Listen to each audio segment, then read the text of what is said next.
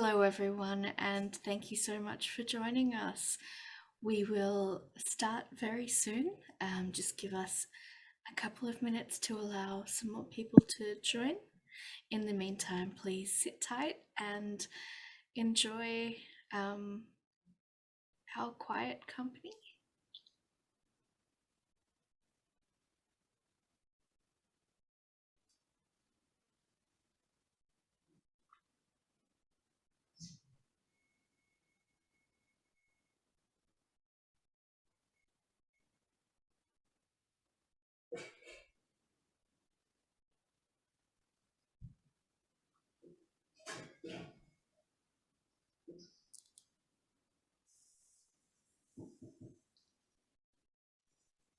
So thank you everyone for joining today's day one of the Australian Trade Mission for ConnectEO. We are absolutely thrilled that you could come along and be part of this. Day one of 3, running on 3 consecutive Mondays. So today we have our inaugural session where we will be running through some general but very important sessions that will cover the role of EO in Australia, opportunities that exist, some tech talks around data in the Australian context of Earth observation and opportunities and challenges, and also some business coaching opportunities. The next Trade Mission Day will be next Monday, the 20th of June. In that session, we'll be focusing on land and property, agriculture as well. And then finally, on the 27th, we'll have our third day of the Trade Mission. We'll focus on maritime. We'll begin very shortly, and I'll introduce today's speakers, but just first, we'll have a couple of short housekeeping matters. We welcome questions today and ask that you type your questions into the chat function in Zoom. I'll keep track of them and make sure that these reach our speakers and panelists. If you have any technical issues or other queries, please also use the Zoom chat feature and I'll be able to attend to these for you. Just a reminder that for you and any others who registered, you'll receive a link to the recording of today's session, and that will be sent out in the next couple of days. If you have any colleagues that didn't get the chance to register for today's webinar, they can still view the recording. We very much appreciate if you can keep yourself on mute and make sure that if you do, as I mentioned, have any questions, please do ensure that you put these into the chat function as you think of them. No need to wait until the end of the speakers session, and then we'll make sure that they get to the speakers. And so I'd like to hand over to Sandra Cabrera, who will be doing our welcome and opening for today's session. Welcome, Sandra. Thank you, Roshni, and thank you, everyone. And good morning in Europe and good afternoon in Australia. And as Roshni said, welcome all to our first day of 3 of our Trade Mission Australia. My name is Sandra Cabrera, and I'm the project coordinator of the ConnectEO project funded by the European Union. And I'm delighted that finally we're starting our trade missions that were planned for a long time ago, and due to the pandemic and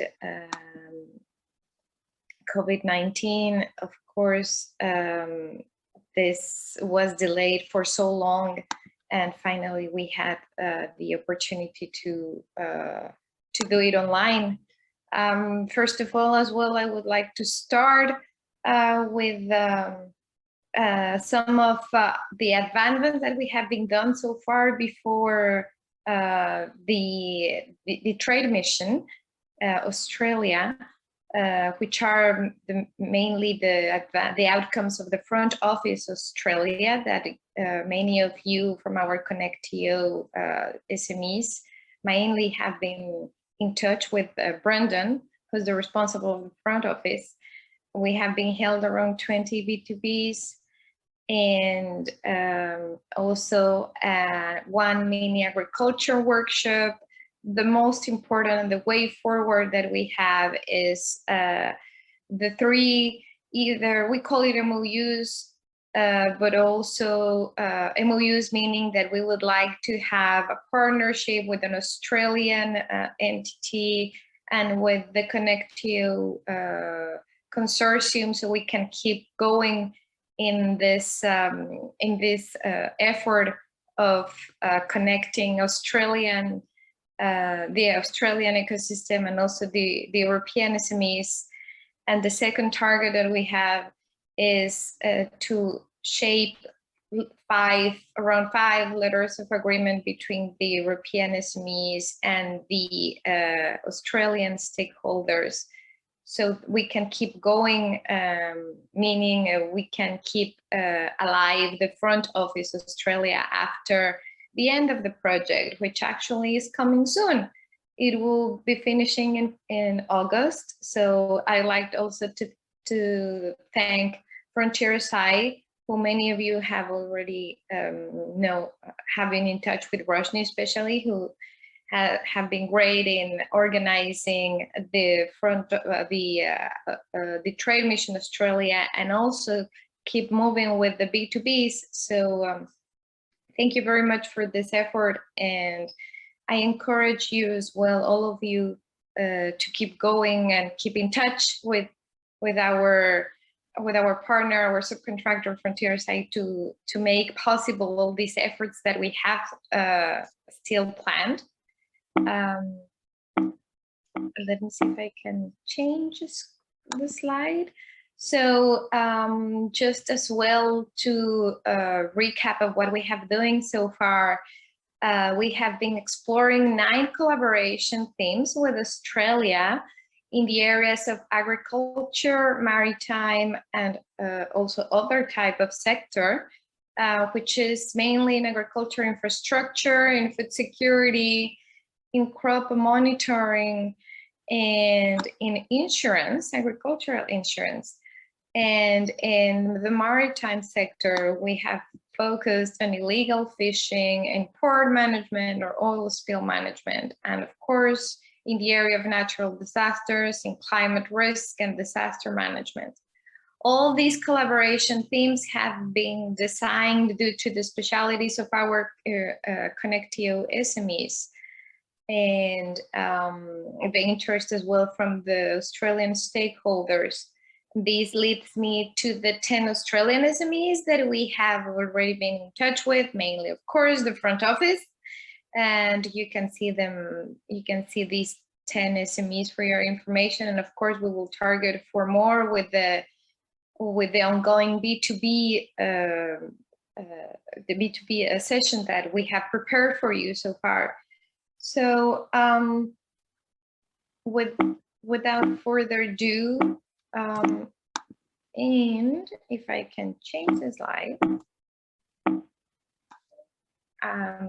I would like as well to remind you that what Roshni said, we have another 2 days of trade mission, 13th of each Monday of the next weeks, the 13th of June, the 20th of June, and the 27th of June, with all interactive days with networking. And please take the opportunity to meet people online, use the breakout rooms, exchange contacts, ask the speakers, and take the most advantage of it. So without further ado, I will give the floor to Roshni, who will be moderating all these days of the trade mission, and precisely as well this exciting day for all of us.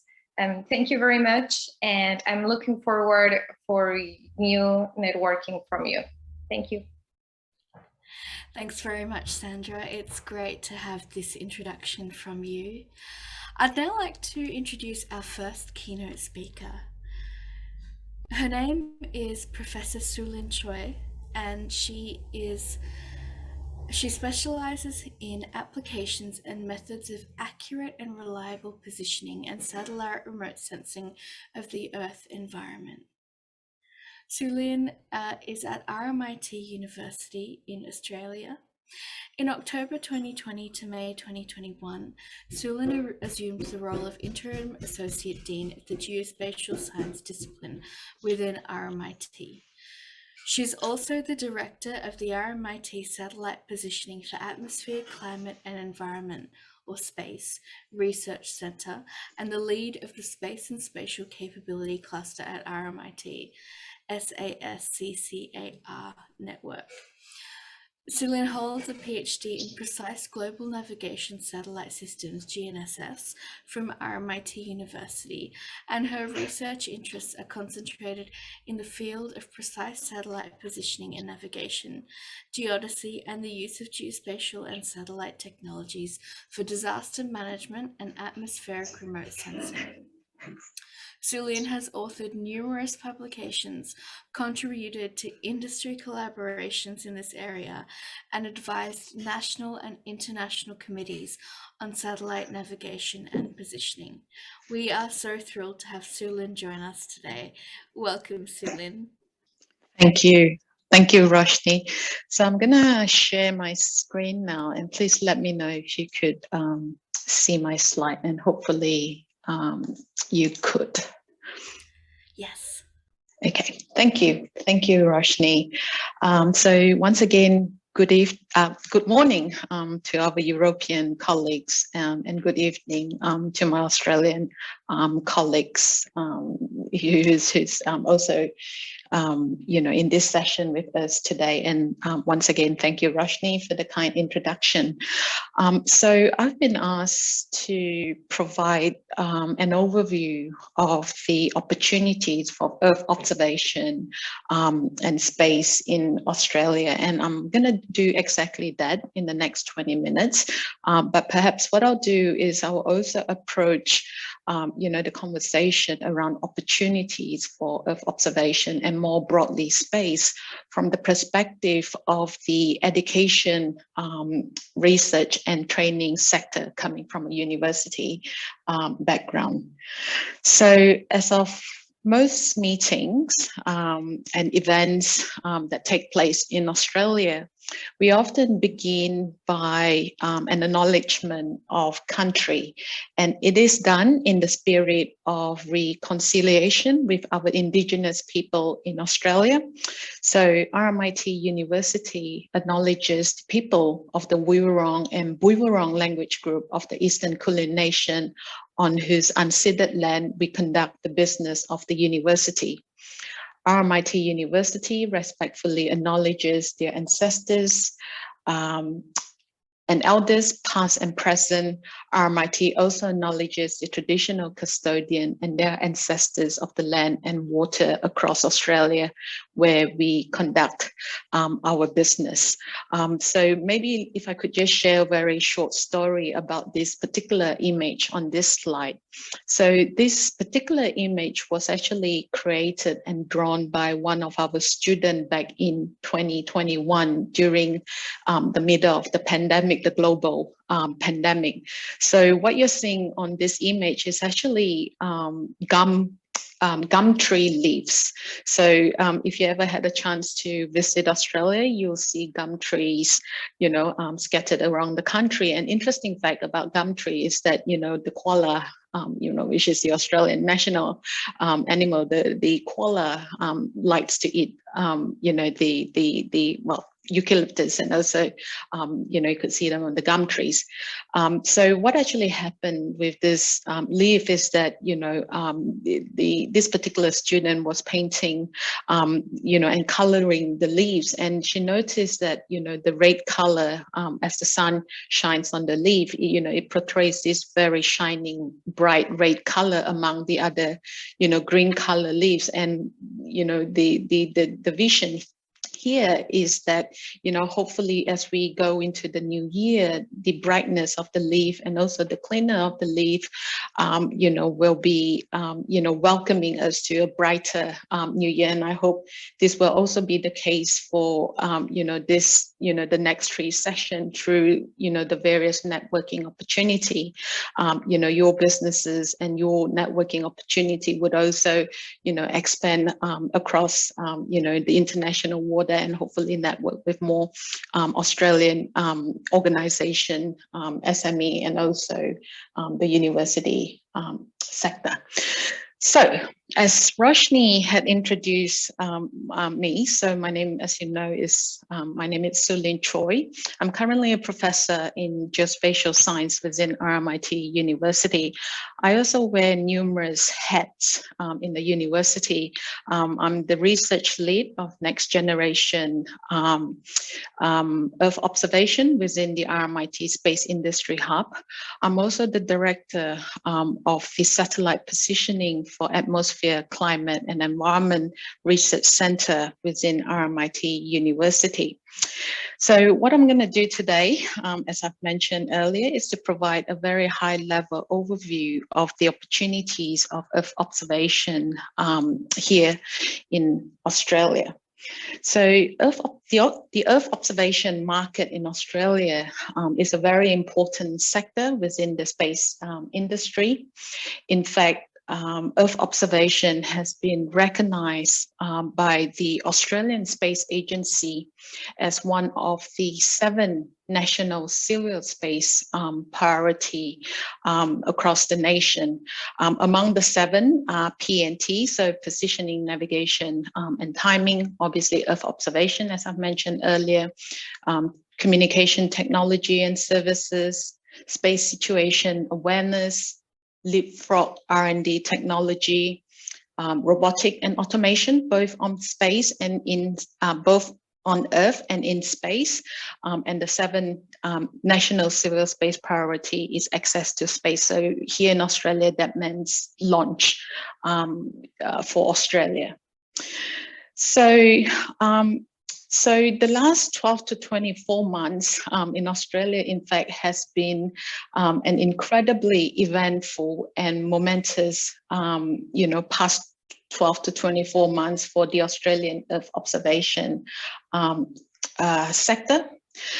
In fact, a report, as you could see on this screen, a economic study report into the Australian Earth observation sector was released by Geoscience Australia, done by Deloitte in around May 2021. And in this particular report, the report actually highlighted the, the current economic contribution of the Australian Earth observation ecosystem. And, as you could see the numbers on this slide, it directly contributed to 283 million in value-added services to the Australian economy.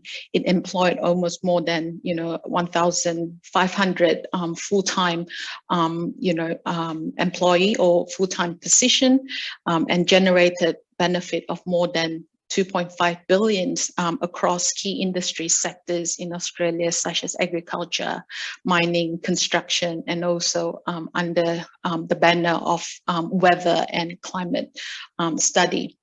What is really interesting to note in this report is also it has highlighted the sovereign risk, so significant sovereign risk to Australia, because at that time, or even now, Australia does not own or operate any Earth observation satellite system. So this particular report, in addition to the economic study, has also highlighted significant sovereign risk, and thereby provide an estimate on the cost that if Australia has interruption have interruption to the supply of observation data. Also around the same time, in May 2021, this report called the Australian Calibration or Validation, or Australian CalVal report, was released by Geoscience Australia in consultation with numerous Australian governmental departments, such as the Australian Space Agency, the Australian Bureau of Meteorology, and CSIRO, which is a research organization, around the importance of quality assured satellite of observation data. So, as I'm pretty sure most of you, in fact, many of you would be aware that quality assurance is essential for satellite operator to produce, important information to demonstrate their data are fit for purpose or fit for use. And this ultimately would build trust and increases user confidence on the quality of the information, the quality of the data obtained from satellite Earth observation, which could then ultimately drive growth in the global market for spatial information. So, if you're interested, I've provided links on my presentation as well that, those documents are actually open, you could download them, it's open to the public, you could read them, using those link in there. So this report, the ambition of this report is for Australia to become the leading international provider for quality assurance services for Earth observation satellite, with the ambition to, ultimately accelerate the growth of the Australian space sector, and at the same time addressing some of the sovereign risks, around building resilience for the Australian nation.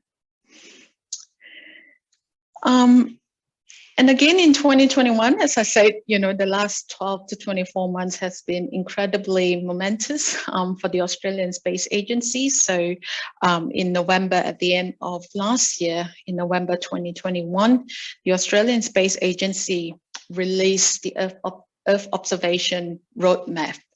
And this Earth Observation Roadmap actually builds on the civil space strategy of the 10-year strategy to basically triple, the ambition is to triple the size of the Australian Space Agency. So it is really focusing around creating jobs for Australia, and also building the market size, so tripling the market size by 2030.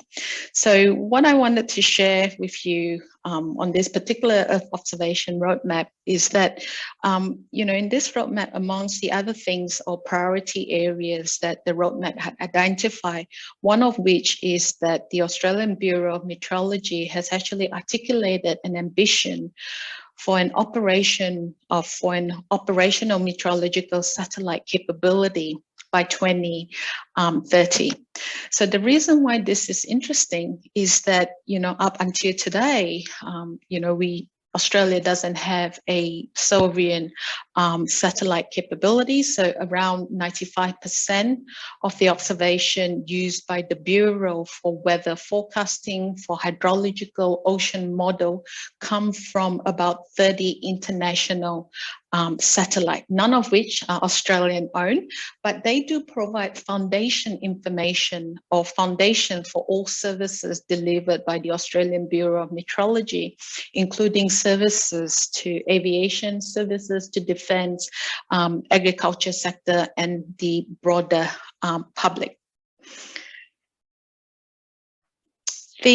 The good news here is, as I mentioned, and I promise you, it's been incredibly, eventful to actually, look at the timeline and actually watch the space of the Australian Earth observation in the last 12 months. The good news here is that, at least early this year, in around March 2020, our previous government, the Morrison government, has committed significant funding towards establishing Australia's first ever national space mission, as our plan to mitigate, as our plan to build a more resilient nation around Earth observation.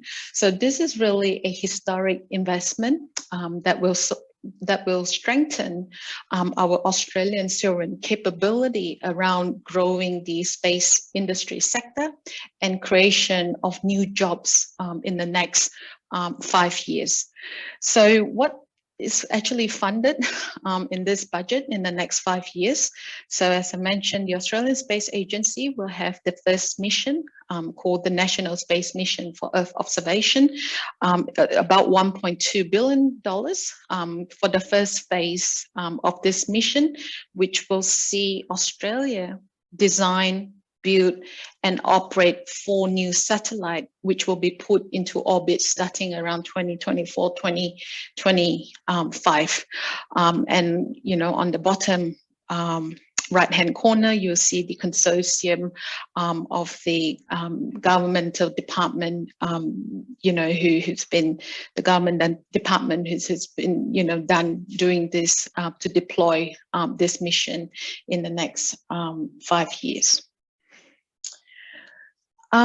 Okay, so as part of my talk today, I've also been asked to perhaps, you know, provide some information around repository, whereby, you know, if one of you, for example, may be interested in accessing some data from Australia. So in the next few slides, I'm just going to provide, you know, a few key sites that perhaps you might already know about, or if you're not, you know, feel free, again, you know, those links are provided on the presentation. So feel free to jump online and access those data to see if they are basically fit for purpose.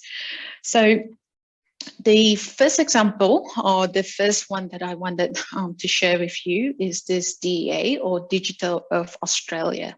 So this is a program, you know, under Geoscience Australia, which is an agency of the Australian government.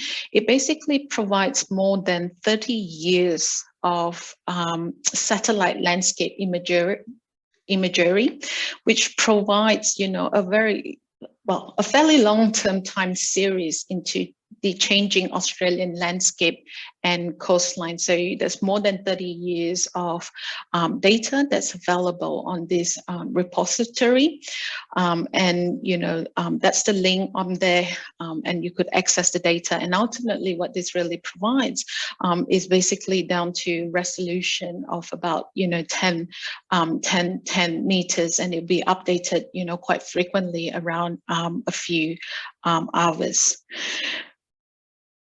The next example that I wanted to share with you is this online tool as part of the Group on Earth Observation Global Agriculture Monitoring Initiative, or GLOGLAM. So this red map is actually an online tool that provides access to information about the state and condition of global rangeland.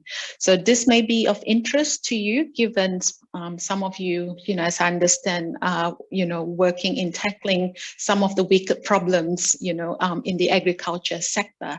So this particular online tool, it is, you know, it is an online open source platform that provides time series data of vegetation and also environmental condition that allows tracking of resources, which you know, help support sustainable livestock production. The next example, well, it's not so much a repository, but again, you know, as part of the spirit of networking, in Australia, we have the Earth Observation Australia Incorporated, which is a non-for-profit association. It is really, you know, it is a connection hub. It is open to everyone, and you know, the good news here, it is free membership. And what Earth Observation Australia provides as a key point of coordination, and also, you know, a whole community approach around bringing people with similar interests around Earth observation, you know, be it from research, education, be it from industry, government, to come together, you know, to share information, and also for networking purposes. So I would like to take this opportunity to also bring to your attention that the Earth Observation Australia, is hosting their annual conference in Brisbane Convention and Exhibition Centre. It will be a face-to-face conference. It will be held in the third week of August this year. And again, the link is on the screen. If you're interested and could actually partake in this conference in person, you're certainly more than welcome to participate in this conference. All right, so I think I still have a few more minutes, I do believe. So the second part of my talk today is to introduce you to the RMIT Space Industry Hub. So as I mentioned to you, the second hat that I wear within the university is I'm also the research lead within the RMIT Space Industry Hub. So the RMIT Space Industry Hub was actually launched again last year in 2021. With the ambition, again, to become the point of contact or the primary access point to connect stakeholders from industry, government, investor, and also more broadly university around, collaboration, and also community engagement. RMIT is a global university. In fact, we have 3 campuses in Australia, 2 campuses in Vietnam, and a research and industry collaboration center based in Barcelona in Spain.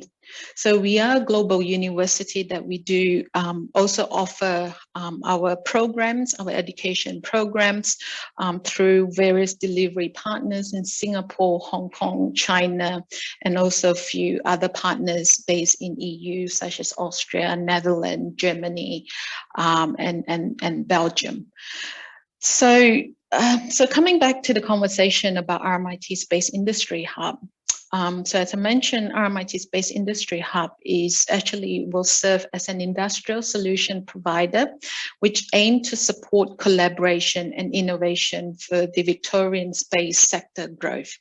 The RMIT Space Industry Hub was actually supported by the Victorian Space, the Victorian State Government, SmartSat CRC.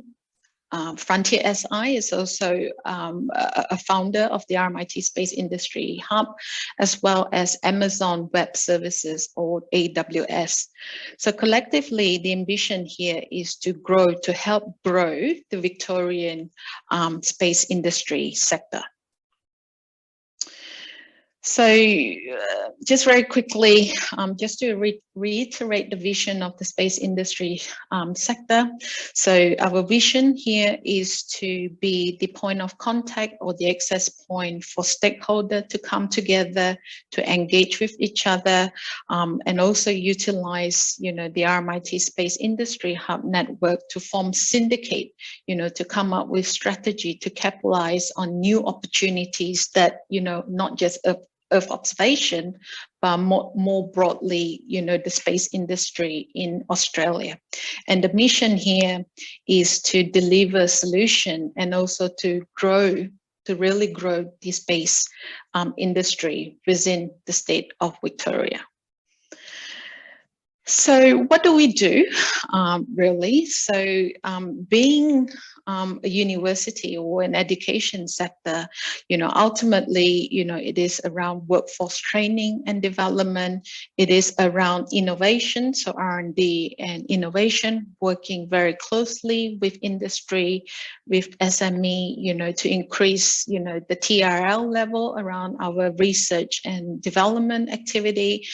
It also works towards building the Victorian Space Agency and basically help build, that strategy around, creating more jobs and also help growing, the space market, both in Victoria and Australia. I probably should spend a minute to also explain, a key stakeholder, in the space industry in Australia, which is the SmartSat CRC. Perhaps you have heard about the SmartSat CRC in Australia. If not, the SmartSat CRC or the SmartSat Cooperative Research Centre is actually a consortium of university, industry and also government to come together to do, research and development, with real impact, working with industry to also grow the space industry in Australia. So the SmartSat CRC is basically funded, by this key three stakeholder, government, industry, and the university sector to develop the know-how and technology in basically three key pillars of research. The first one is in telecommunication and IoT connectivity. The second key research pillar of the SmartSat CRC is intelligent satellite system. And the third pillar is basically next generation of observation data services. So in terms of the capabilities of the Space Industry Hub at RMIT, so what you could see on this slide, the top four bar that runs across the screen are the core activities of the Space Industry Hub. Of course, as I mentioned, being a university, we'll focus around workforce and skill delivery.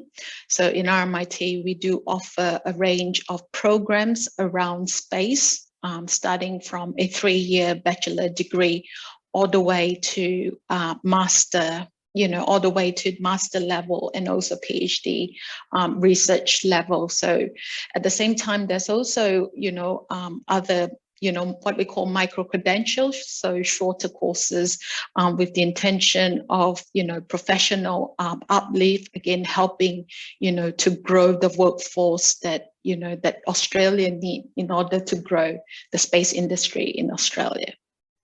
The second core activity is again around R&D validation and translation. So that is really around, doing blue sky all the way, from the blue sky research all the way to building proof of concept, increasing the TRL, working with industry around translation of those research. The third one, which is syndication. So again, the hub, we'll work with stakeholder, we'll work with, you and your company, forming strategy, to capitalize on, those new emerging opportunities or the opportunity that we have at the moment in Australia on growing the space industry. And fourth, but not least, which is again, engaging both domestically and also internationally. And that's the reason why I guess I'm here, giving a talk. So in terms of the core capability stream, so as I mentioned, the first three, which you could see, with the SmartSat CRC, under the SmartSat CRC, green borderline. So those are the three key pillars of the SmartSat CRC, which will contribute towards, the core capability stream within the Space Industry Hub, given that, this hub is a Victorian node for the Smart CRC, but at the same time, RMIT have, core capability within digital manufacturing for space. So here in RMIT, we do have a range of facilities, around digital manufacturing for space, building sensors, building materials, for aircraft, spacecraft, for space. We also have core research capability around cyber and data analytics, but last but not least, space life science. So we are currently also doing research around, astronaut, creating food and, the impact of taste buds, as human travel into space. Okay, I'm noting I'm just cognizant with time, so maybe what I'll do perhaps is, if you're interested in working with us, with RMIT or with the RMIT Space Industry Hub, you could certainly contact, the director of the RMIT Space Industry Hub, distinguished Professor Brian Falzon, or you could certainly also contact me. That's my email address and also the link for more information about the Space Industry Hub. So Roshni, before I hand back to you, perhaps, last slide or last two slides. Another thing that, I wanted to mention here is that, you might remember I've said earlier, RMIT is a global university. So even though I'm physically based in Melbourne, here in Australia, but we do have a campus in Barcelona in space. So at the moment, this is just one of the many examples. So this example here is we're currently putting together a submission for the Horizon Europe call around the Marie Curie Action Doctoral Network, which is due, I think, by the end of this year. And for this particular project, we are putting together a submission focusing on the use of space-based observation and also geospatial technology contributing towards climate risk and early warning system. And the aim of this submission is to really, provide training and development to next generation researcher and leaders in space-based observation, bringing interdisciplinary and also cross-disciplinary research into social policy and decision science to help develop that integrated user-centered early warning system. So with this particular project, as I understand, we are currently in the consortium building phase. So at the moment, what you could see on this slides are our current partners for this call, but certainly, it's not the end. We are still building the consortium. So if you're interested in collaborating with us, with RMIT University, you've got my contact details, which I'll leave you here with. So on this note, thank you once again for the opportunity for me to be here with you, and I wish you all the best and and have fun networking. And hopefully you'll have a productive session, the next two sessions with our Australian colleagues. So back to you, Roshni. Thank you so much, Suelynn. That was excellent. We really appreciate you making the time to join us today.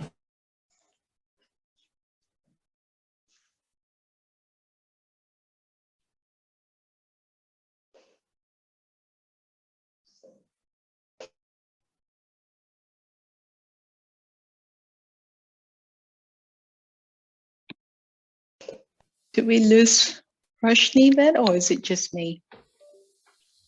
No, it looks like we may have lost Roshni.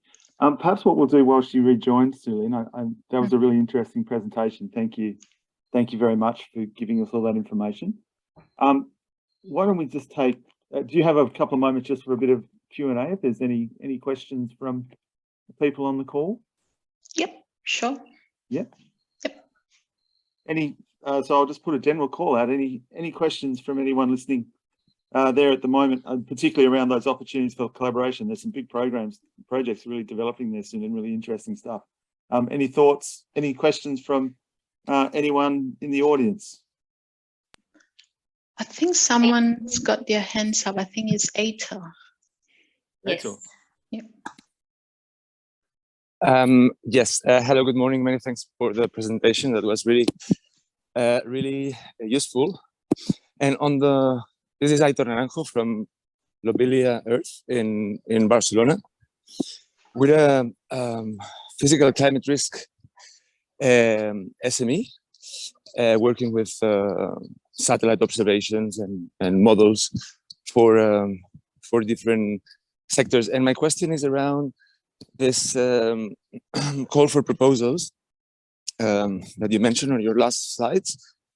And I think I would get in touch to see any potential of collaboration between this consortium and an SME like Lobelia. Fantastic. Thank you for that. And just the question would be, what are the type of hazards that you are looking at in terms of early warning systems? Yep, brilliant. Thank you for that comment and also question, Aita. So perhaps on your comment, reach out to me in the next few days. In fact, we do have a few colleagues who are physically based in Barcelona and RMIT, Barcelona, who's who's able to also have further conversation with you and to also explore opportunities of collaboration moving forward. Now, coming back to your question around what are the hazards that we are looking at, of course, at the moment, we are still seeking feedback from our EU partners around what are the key, hazards that are important for the EU region.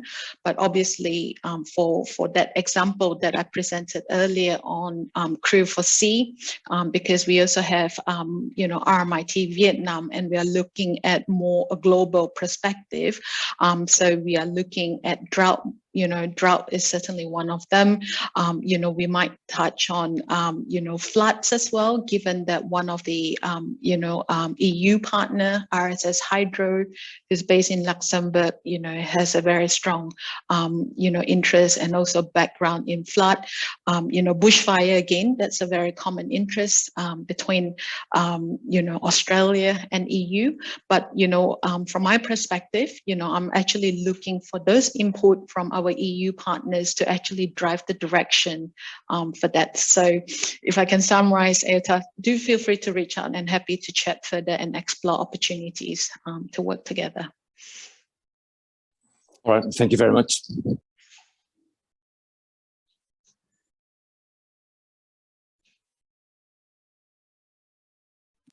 Any other questions from the audience at the moment? I'm just noting that Suelynn has got to leave us shortly, so you've got her contact details. You can certainly reach out to her and ask any questions in more detail. But if you have any burning questions at the moment before we move through the agenda, now is probably the time.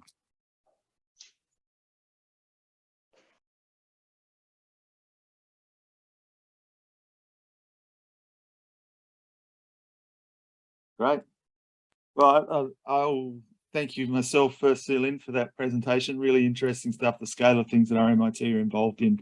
I think there's some really interesting work, that's really building up industry, both in Australia and starting to make these kind of connections internationally as well. So thank you very much for that presentation. I might paste back to Rosh. Oh no, there's a question in the chat there quickly from Daniel from Mayday. All ears about the project, maybe also an interesting avenue for Mayday. And they do some very interesting work in the disaster management space as well. So that's probably something worth following up to. We can certainly make that connection, or Daniel's got your details.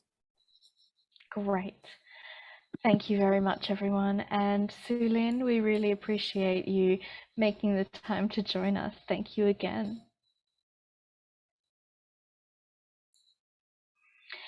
Our next speaker is somebody that many of you will know quite well. So we have presenting for us next Dr. Brendon McAtee.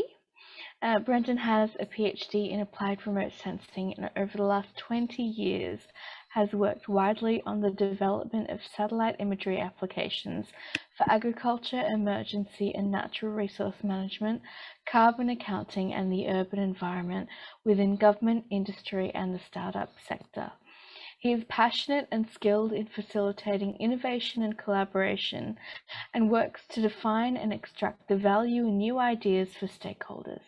Brendon has worked extensively in the innovation ecosystem, leading and managing innovation programs in organizations and facilitating industry research engagement.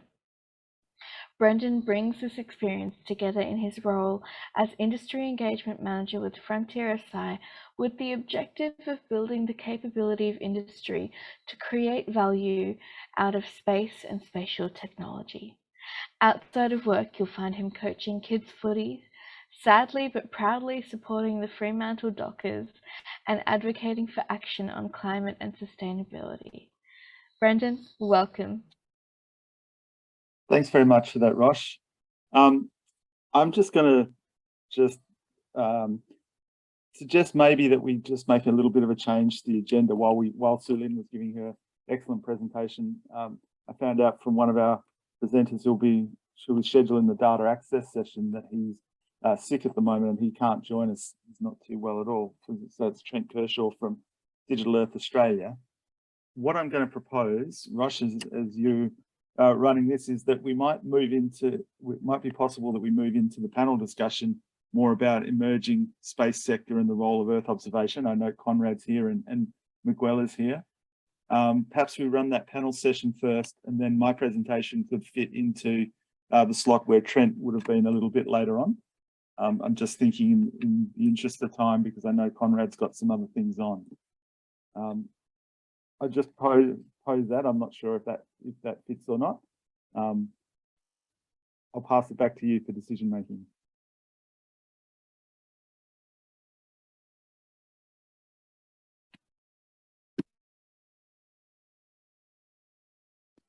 And unfortunately, it looks like Rosh might have frozen. There she is. You there, Rosh?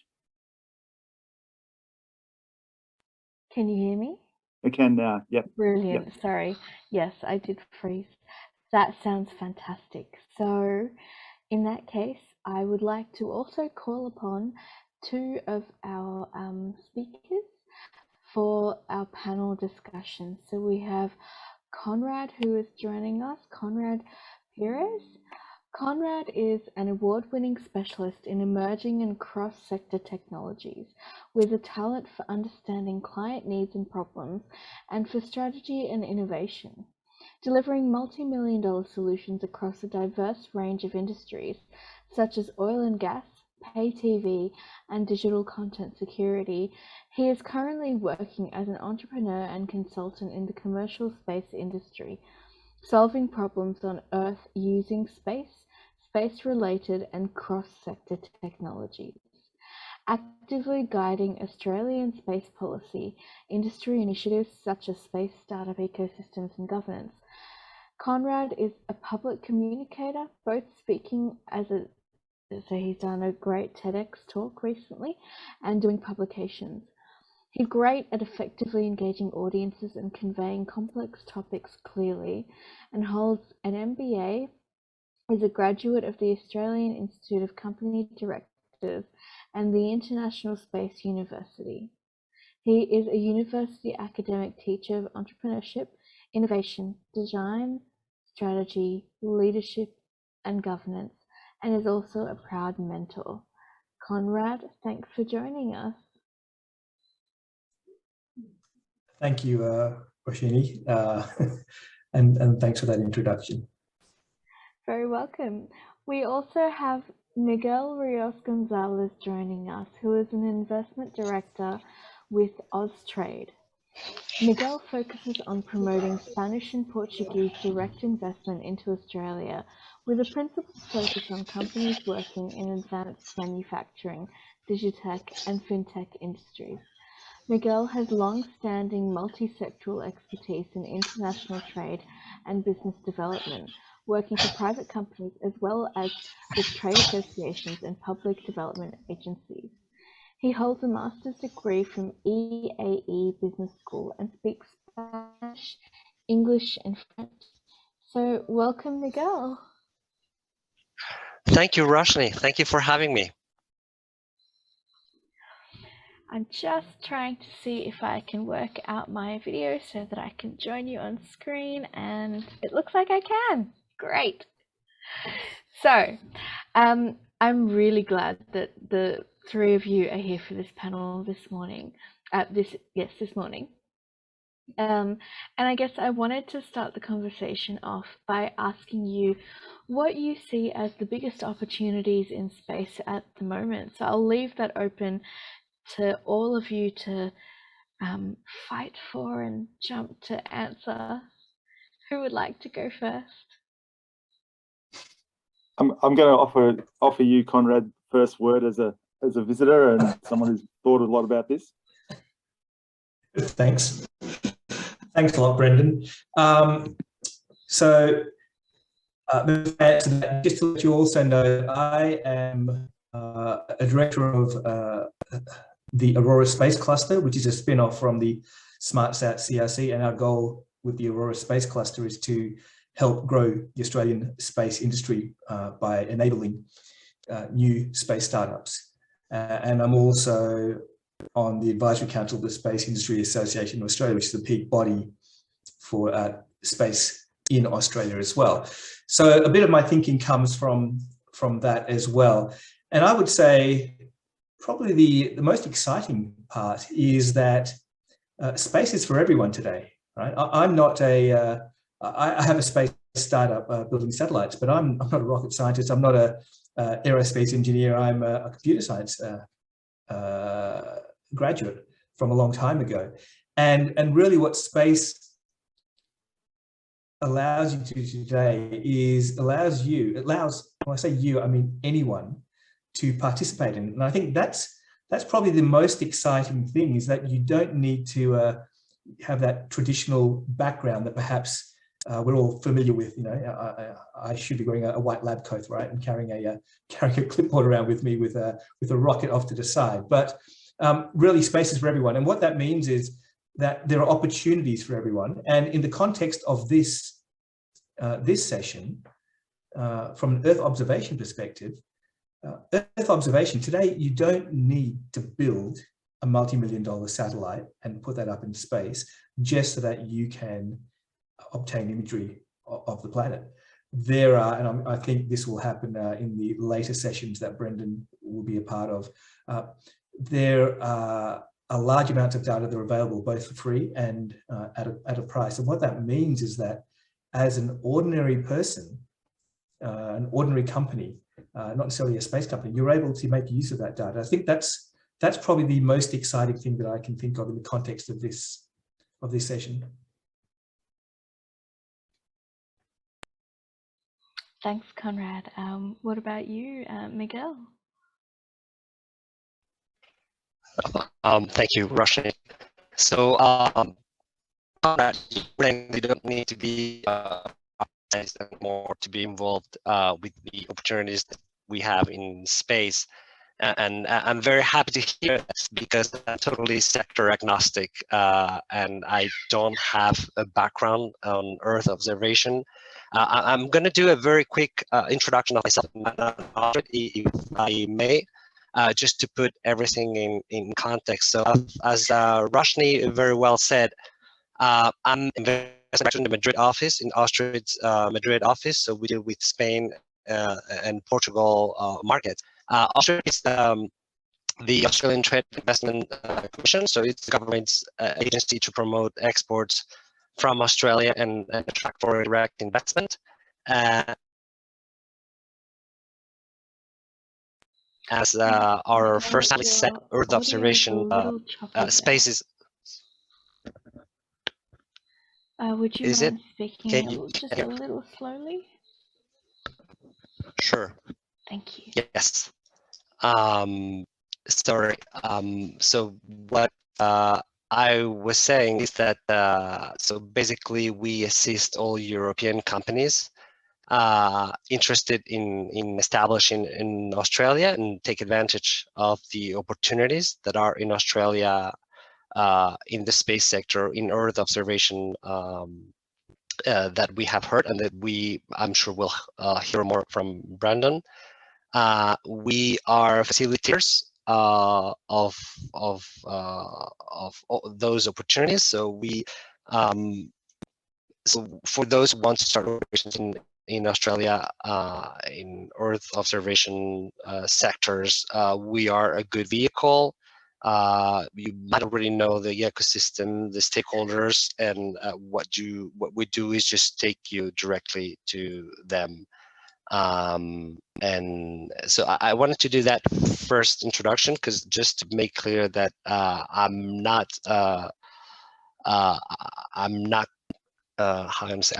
from the sector, and I might not be able to give you as much insight as my colleagues Brendon and Conrad. That said, I'm seeing everyday interest from European companies, SMEs, but also medium-sized, and of course the big companies. As Conrad was saying, there are opportunities. Now it is open for everyone, not only related to the specialty you have, but also the size of the company. I think that doesn't matter, and that's very good for everyone in Europe, especially for the companies within this project, ConnectEO. And I think if you have a good idea, a good product or a good service, someone's going to be listening in Australia. Thank you, Miguel. Brendon, over to you. Thanks, Roshni, and thank you for the couple of responses we've heard so far. I think for me, Suelynn touched on a couple of what I think are the key opportunities, for Earth observation, as industry grows and as community grows and starts to really starts to address adaptation and resilience in terms of climate. We saw the large consortium that Suelynn and RMIT were building around training the next generation of technical professionals to work in that kind of space and use this kind of Earth observation data that we're talking about. I think our real opportunity is to take the information that we're working with as Earth observation scientists, as providers, as SMEs, and like what you said, Miguel, about being industry agnostic. We don't all have to be experts, as Miguel said and Conrad said. But really the important thing is that what we produce out of the Earth observation sector is easily usable by users that can take, so we don't have to be an expert, we can take the data, we can trust the data, and we can start to use those products and services in those, all those areas that are going to be becoming more prominent for climate. And I think there's, we talked about climate risk, so from an insurance and those kind of point of views, but also across agriculture, for example. We're dealing with water, we're dealing with climate change and how that affects production and those kind of things. And we have Earth observation has a clear role to play in that as well, but we need to make sure the data is usable and fit for purpose. There's agriculture, climate risks, and I think the other big piece as well is around disaster management. So we talked about fire, flood, and all those kind of things. The Earth observation data is key for improving response, detection, all those kind of phases of emergency management. I think they're key kind of pieces. And again, what we need to do is we make sure that we're getting all this new generation of data, that we present it in such a way to users that they can take it and do what they need to do. So big opportunities for data and big opportunities for making sure that we design products and services we produce so that users can take them and get benefit out of them. Excellent response there, everybody. I think you all raised really, really key points. One thing I'd like to latch on to is what you mentioned, Brendon, around creating trust with the data. I'm particularly interested to hear from all of you around, I guess one thing that's come up in Australia in a lot of conversations around space and spatial recently has been, we exist and we function within a world where everything that we do is impacted by megatrends. So we have rapid changes in geopolitical environments, in health, in technological development, and a number of other things. There's a great report that was released recently by, I think it was McKinsey or PricewaterhouseCoopers, around the key megatrends that are impacting the world this year. For us, now more than ever, as we are getting more and more data from space, and data from space is, as Conrad mentioned, open to everybody, and as Miguel mentioned, we are becoming more sector agnostic. How can we retain the ability for our end users to trust the data that we provide and the insights that we convey as the solutions that we sell as our services?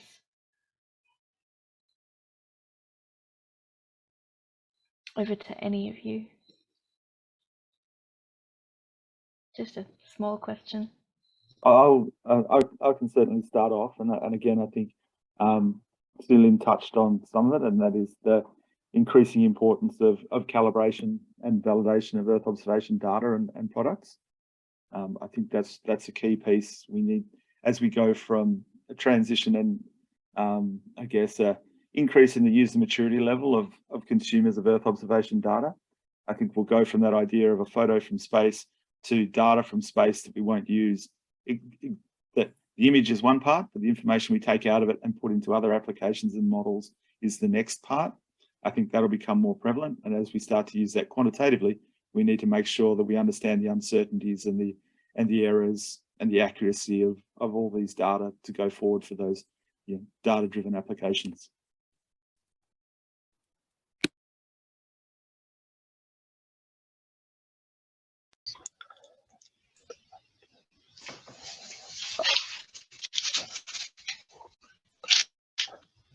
I don't know if I have. Oh, sorry. Sorry, I was just encouraging you to tell us your wisdom. Yeah. Can you hear me well now? Yeah. So yeah, I don't think I have much to add to that. I agree with Brendon on the idea of calibration.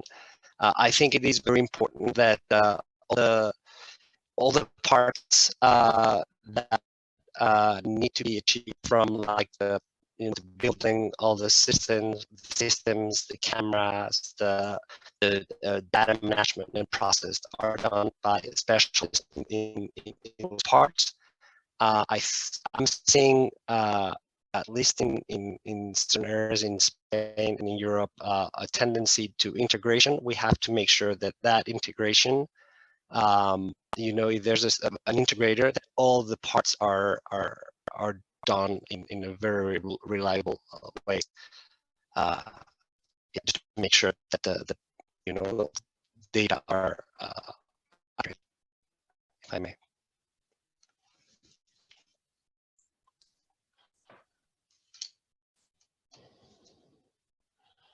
Okay.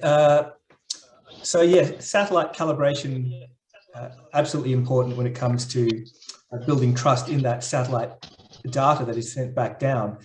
And I believe, Brendon, you can correct me here, but FrontierSI, SmartSat, CRC, and Earth Observation Australia are working on I think it's called the AusCalVal, Australian Calibration Validation, I think, project. Yep. So, and so that's an an infrastructure. that cover. An infrastructure will be funded through the space agency as well. Yeah, and that's absolutely important for from a trust perspective of the data coming back down. But what's also really important is that satellite data, whether that's Earth imagery or other types of data that is generated by satellites, is not used in isolation. Right. So you mentioned, Roshni, you mentioned megatrends before, and ideally to gain those insights that perhaps you need because of various megatrends, such as something related to geopolitics, for example.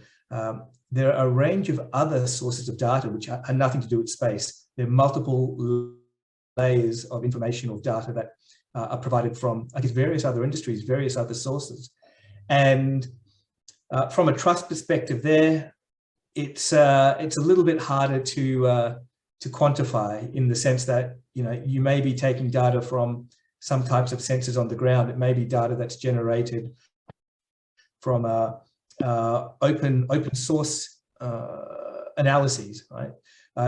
So I think I call it open source intelligence. It may be data that's generated as a result of some type of analysis from something else. So I would say that probably, I guess, collaboration with those entities that generate that source of those other sources of information that together you layer on top of your satellite imagery to give you the insights that you need. That collaboration is probably an important thing. Again, I believe FrontierSI is doing a lot of that.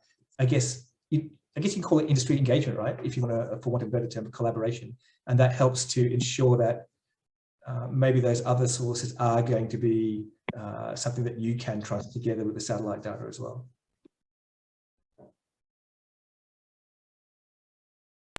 Thanks, Conrad. Yeah, I think that's important as well. And I won't go into it too much right now because I'll talk a little bit about it later. But making sure that who we think of as users, that we're speaking the language of the users and providing them things that they understand and want to use. I think that helps build that kind of trust as well. Absolutely. So now I'd like to ask one final question of our panel members before we launch into the next part of our trade mission day today, which is, if you could snap your fingers and change one thing about the industry or communicate one thing about how great working in EO is, what would that be?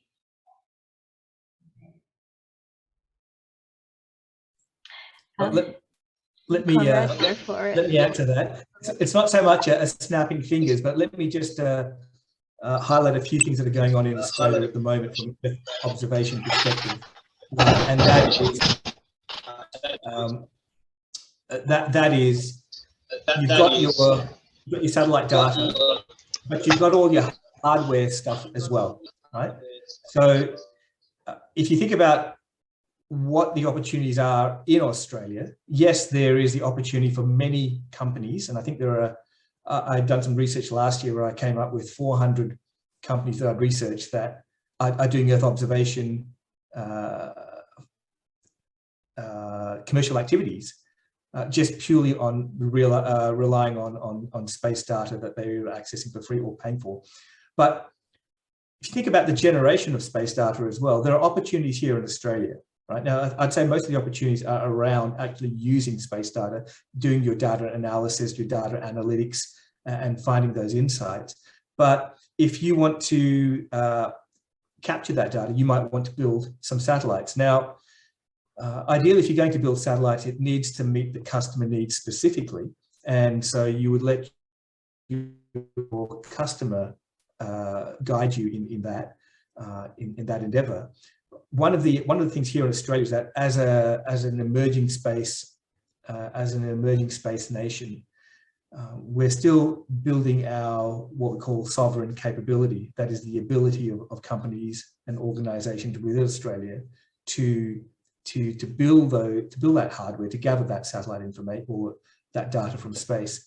And so the federal government has a number of programs going on, and I think one of those is the National Space Mission for Earth Observation, which is 4 satellites with funding of around $1 billion over a number of years. And that will give the opportunity for Australian companies to help build the capabilities for those satellites. So that's one element of Earth observation from a hardware perspective. Another side is focusing on the sensors and the processing of the imagery. Right? So there's a thing called edge computing, where you put the computer on the satellite and you process the image partially up there, and then you only send a small amount of data back, and that's much cheaper to do than to send back a whole lot of data back to Earth. So from an organization perspective, if you're a startup or if you're a company that wants to build some kind of computing capability, there's an ability to build that and be part of I guess a bigger mission. And of course, there's the opportunity to build sensors as well. So you've got your space data and your analysis, but there are also the hardware side of things as well. And to give you an example of 2 things that are available through the Aurora Space Cluster, which I sit on board for, together with the University of, together with, who is it? It's together with New South Wales, we're offering rideshare opportunities for people or organizations wanting to test their satellite capabilities, right, or their satellite instruments. So for example, if you're building a sensor, if you're building an edge computer or some kind of processor, you don't need to build a satellite. you can put it on board this rideshare mission called the Waratah Seed mission, and you can get that into space and flight prove or flight test your hardware. Another opportunity that the Aurora is doing is that we're building a distributed flat sat, where we'll have a satellite simulated across the internet, where as a member you can test your Earth observation center, for example, without having to go and buy the test equipment or again launch into space. So there's many, I guess, hardware opportunities on top of the enormous software data opportunities for Earth observation. Thank you very much, Conrad. Brendon. Yeah. Okay, I'll pass to you, Miguel. Yeah, I was just going to expand what Conrad was saying. I feel like Earth observation, in the end, it's everything. So all the data that come from Earth observation can be applied to many sectors. I think they're going to be game changers, and they're going to change the way we understand many sectors. Here for this project, we were talking about agriculture, maritime, and a lot of subsectors within those industries. But they can be applied to climate change, smart cities. So a lot of the companies that today are working in industries that are removed from space or Earth observation, in a couple of years might be, working in a way that's very directly related to the data obtained out of Earth observation. So I think it's a game-changing technology that's going, it's going to shake and change the way we understand many other sectors. Thank you, Miguel. I might just add my 2 cents. The way I've thought about it for a while is I think what we're trying to do with Earth observation and building that up is really to make the information that's in Earth observation, so the data, the information into insights and analytics, as easily available as Google Earth did for satellite imagery, the pictures, right? I think that's really, once we can get to that kind of stage where that data, that information, those insights are as easily accessible as that, then we're going to see some real kind of game changes, and that'll be great. And that's really what we're all involved in. Wonderful. Thank you so much, Brendon. So our panel has come to a close this morning, and now I'd like to run a super quick networking exercise. So you're all going to be involved, and it's going to run quite rapid fire.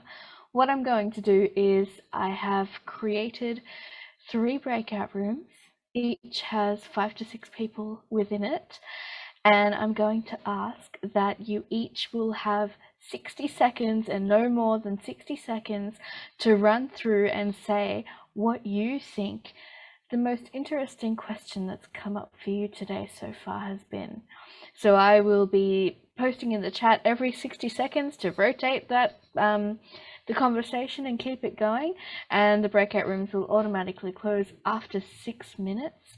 So the clock is ticking, and I'm going to invite you all to join your breakout rooms now. A little box will pop up on your screen, and you just need to click to move to your breakout rooms. So we'll do that quickly, and then we'll have a short comfort break before we come back to our next session on Tech Talks, which we have a couple of really great speakers for. So enjoy yourselves in the breakout rooms. Remember, 60 seconds and no more on what the most interesting question that's come up for you from today's presentations and panel sessions so far.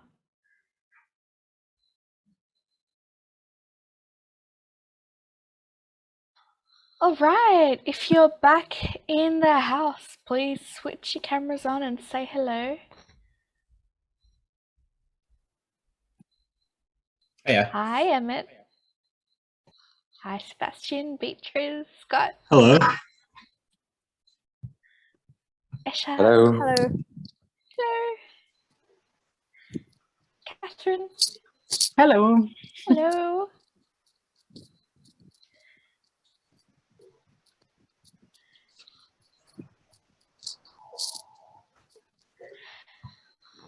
All right, so Brendon, I'll pass over to you to perhaps introduce our tech talks. We're going to start off with a fabulous group called Arlula, who do some really cool work. So I'm delighted to pass things into your very capable hands, Brendon.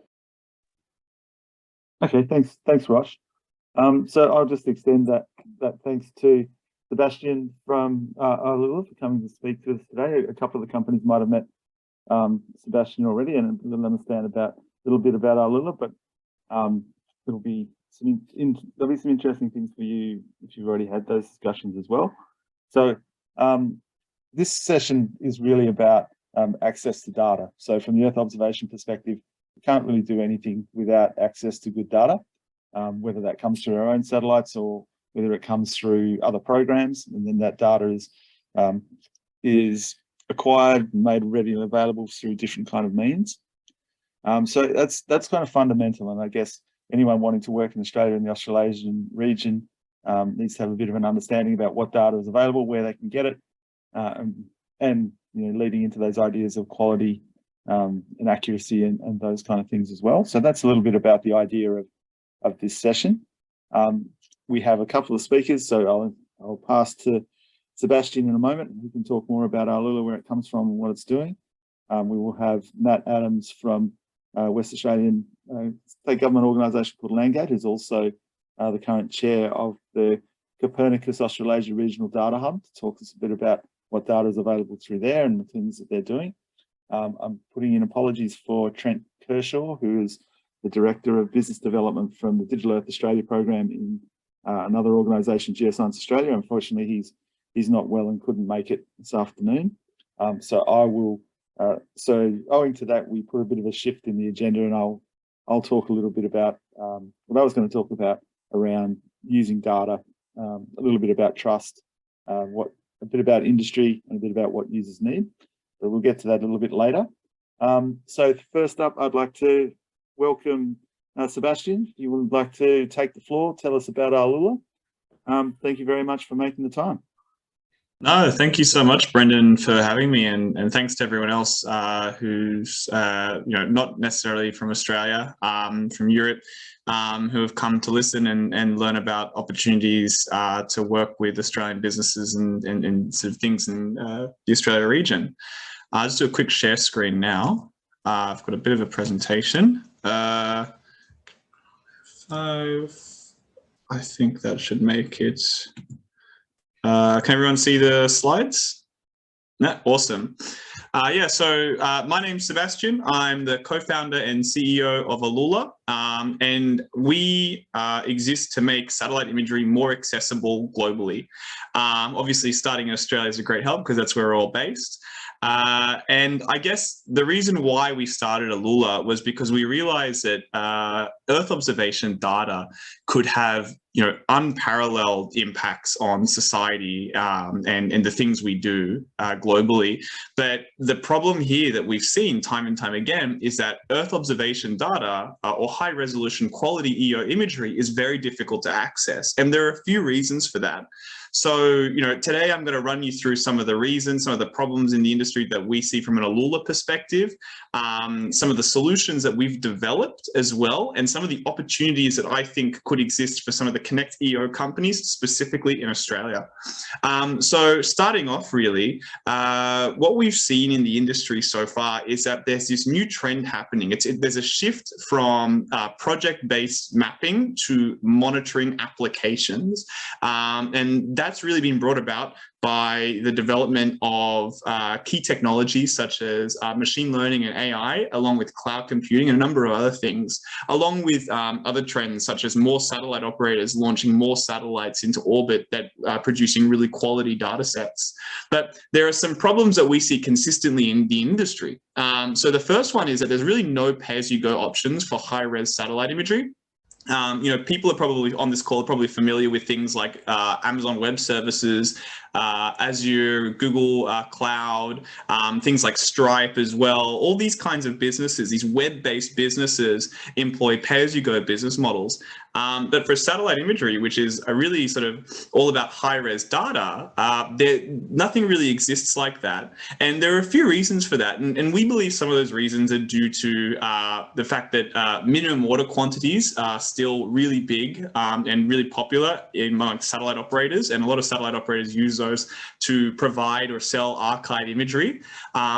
Typically there are long delivery times or longer than expected delivery times for this kind of data. And that's because there's a lot of people still manually processing or in that processing pipeline in that segment that we see with satellite operators. Then you've got things like more complicated end user license agreements, other legal barriers and business model barriers that create friction for end users and commercial clients. And another trend that I think is really, really important to note is everyone in this audience. You're kind of part of that. And what I mean by that is that there are a growing number of novel applications being developed by SMEs and startup companies such as yourselves. And that's a really, really exciting and promising thing to see. And I think that's why sort of this exists.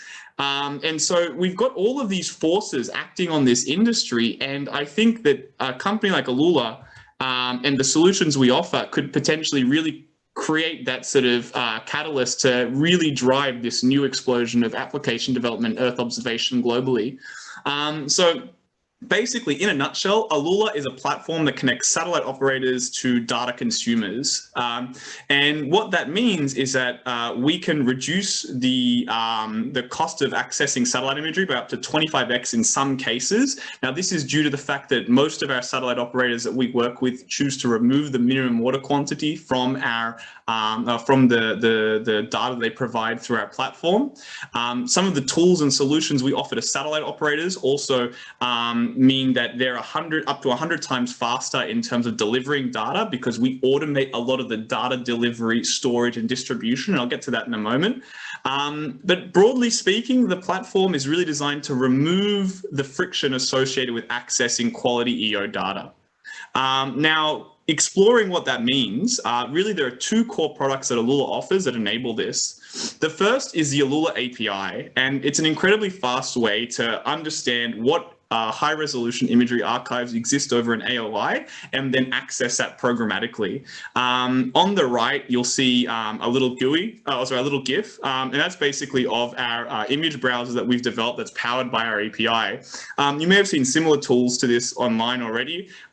Basically, sort of marketplace style interface that allows you to search for multiple for imagery across multiple vendors and distributors, and then find the imagery that meets your needs. The API that you can also utilize is basically designed to allow you to access that imagery programmatically. And by programmatically accessing imagery, it removes the need to interact with sales reps. It removes the need to negotiate and trying to explore a lot of the different, more complicated kind of business processes that are traditionally very manual in this industry. We've tried to automate a lot of that. And that means that it makes it easier for people to get started and start to build scalable applications out of data.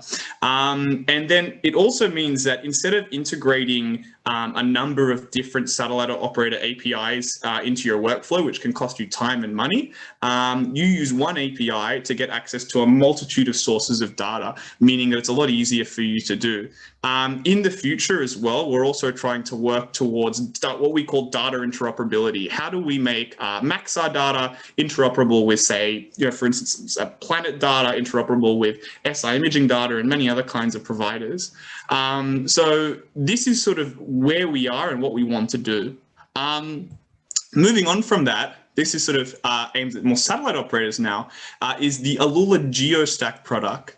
And what GeoStack is essentially a cloud-based solution that allows satellite operators or data owners to store large quantities of data with us at scale, and then use our API technology to easily distribute it to the end users or stakeholders that consume that data.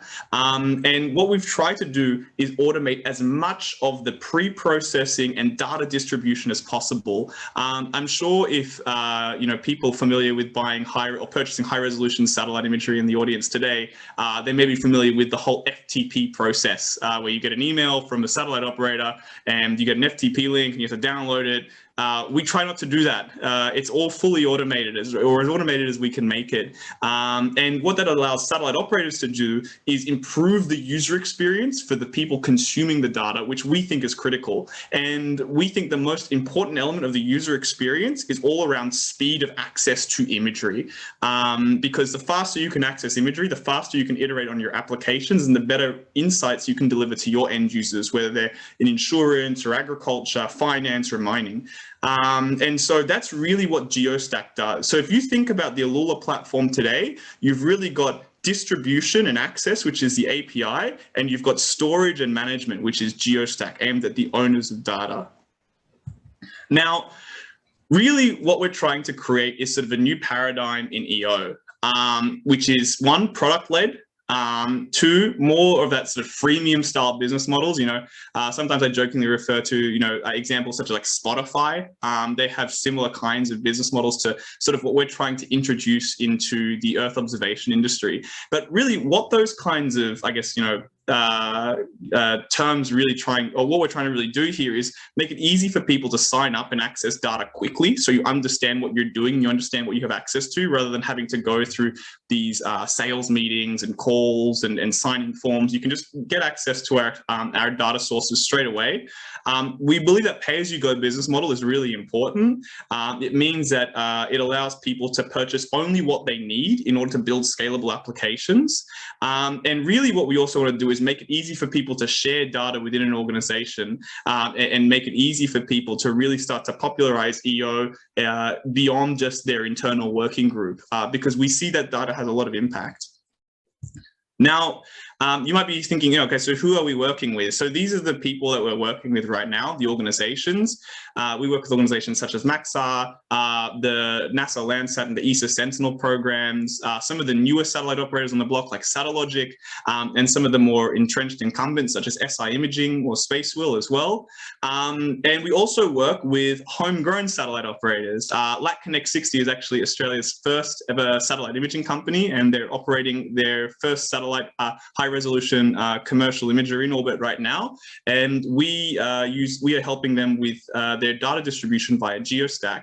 And so what we're trying to do is really become the single source for accessing data, whether it's free data from Landsat or Sentinel or commercial 30-centimeter U-View imagery from MaxSAR. Anything you need, we want Arlula to be able to provide you from a data context.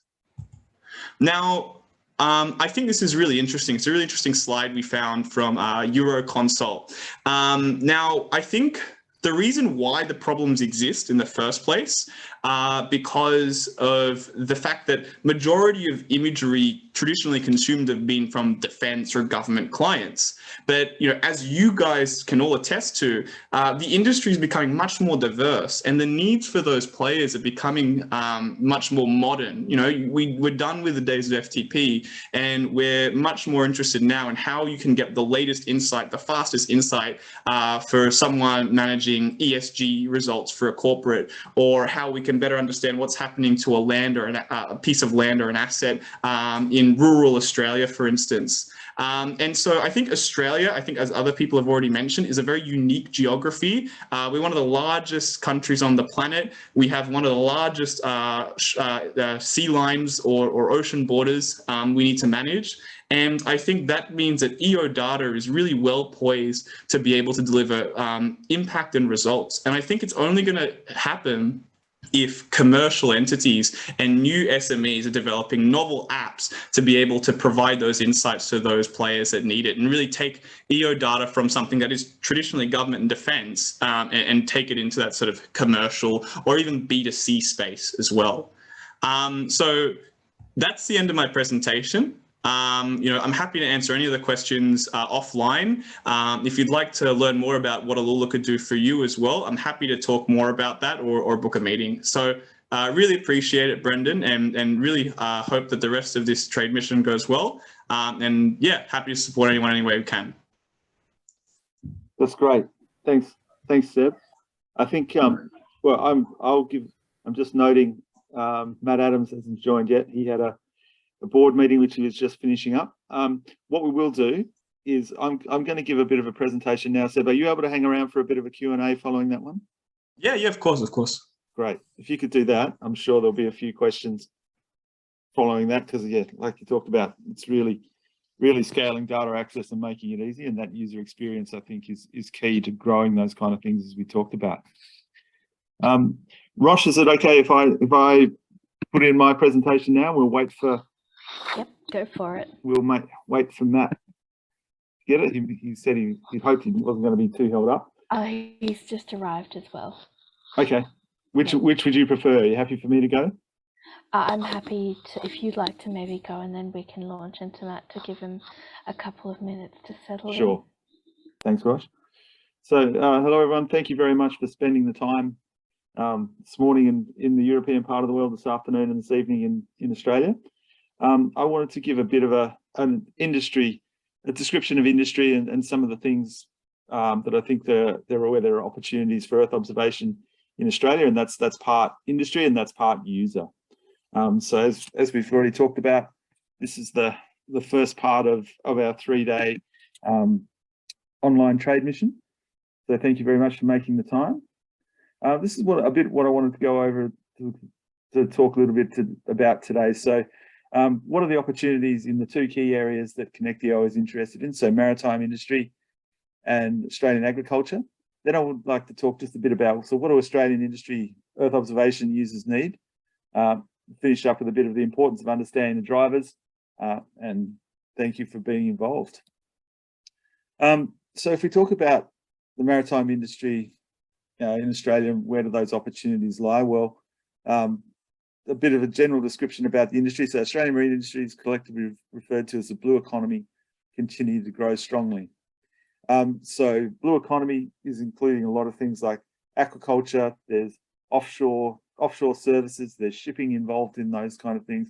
Australia as an island, of course, has a large exclusive economic zone, and those kind of opportunities, those kind of activities cover a lot of area, and there's a lot of scope, I think, for Earth observation to start to play more of a role in there.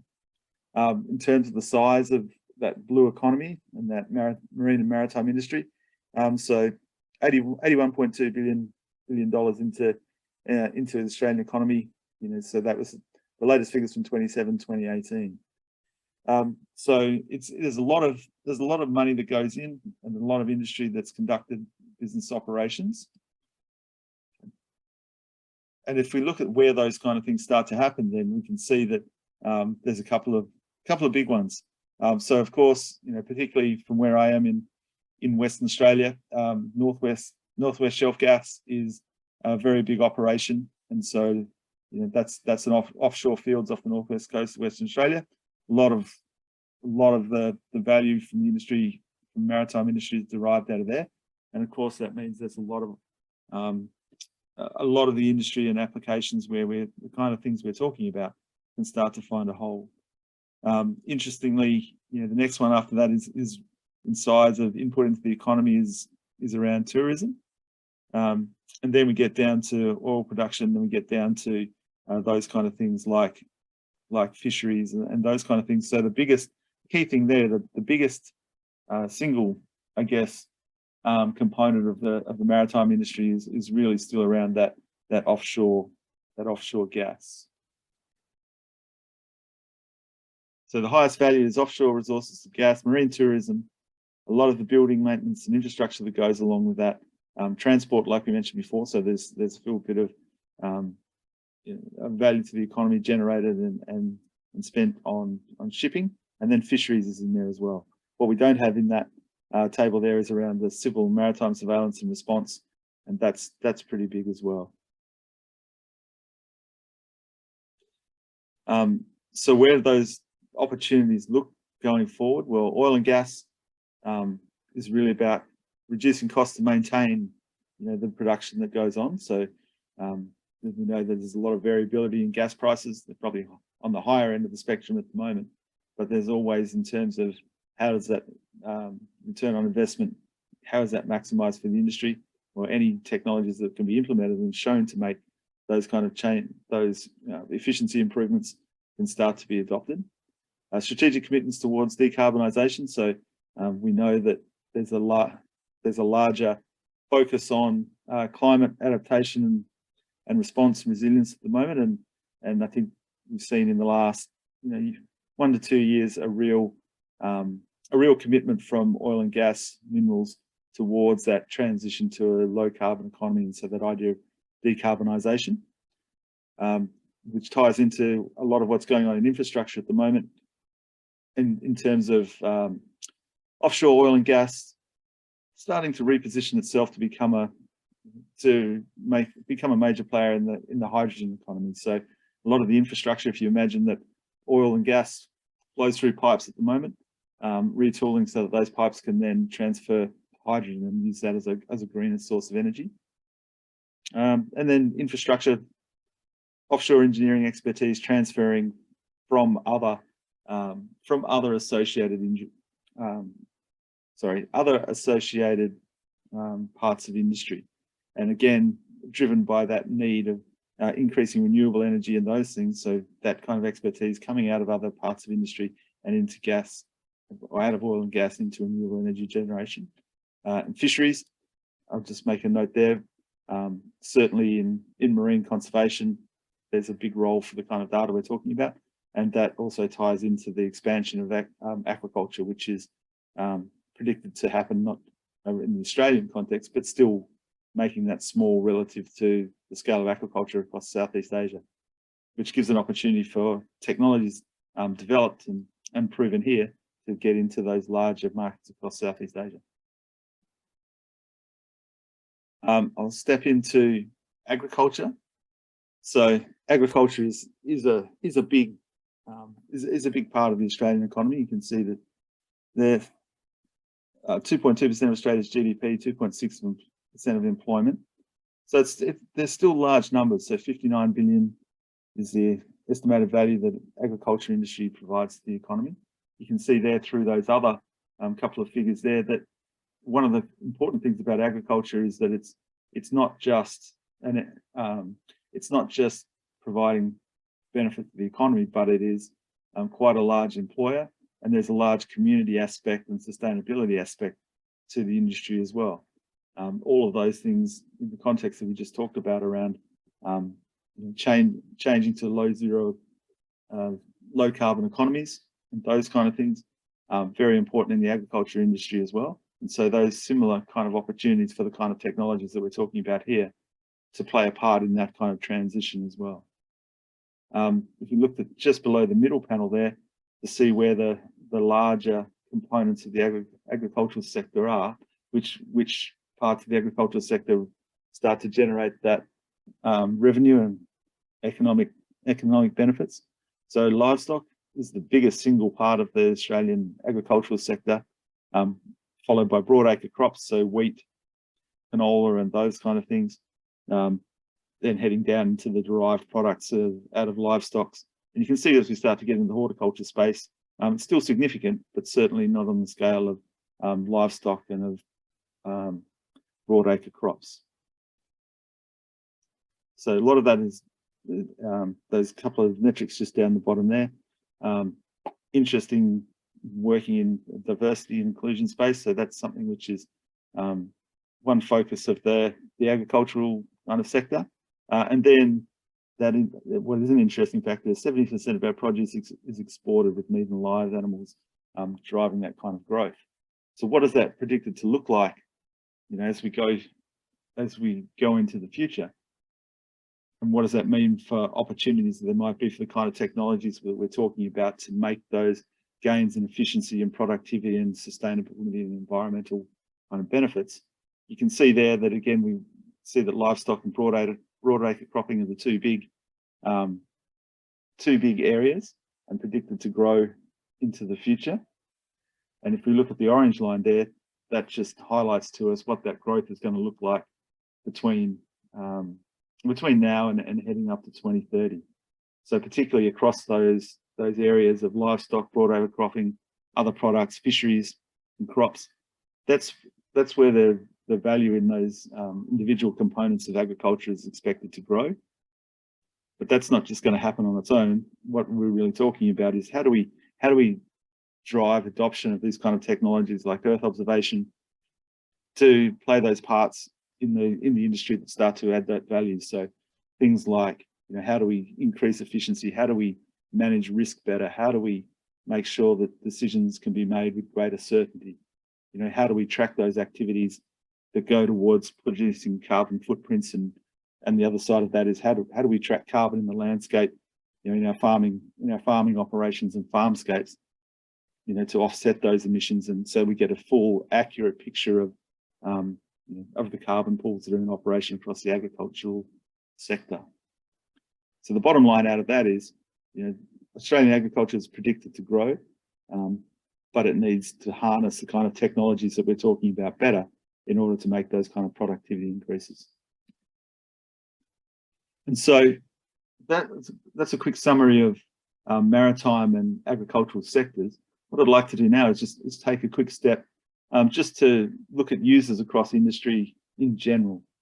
And so what does it mean for, if we talk about industry and getting industry to use more Earth observation, how do we do that? And what differentiates, or is there something that differentiates the uptake of Earth observation technologies between different sectors?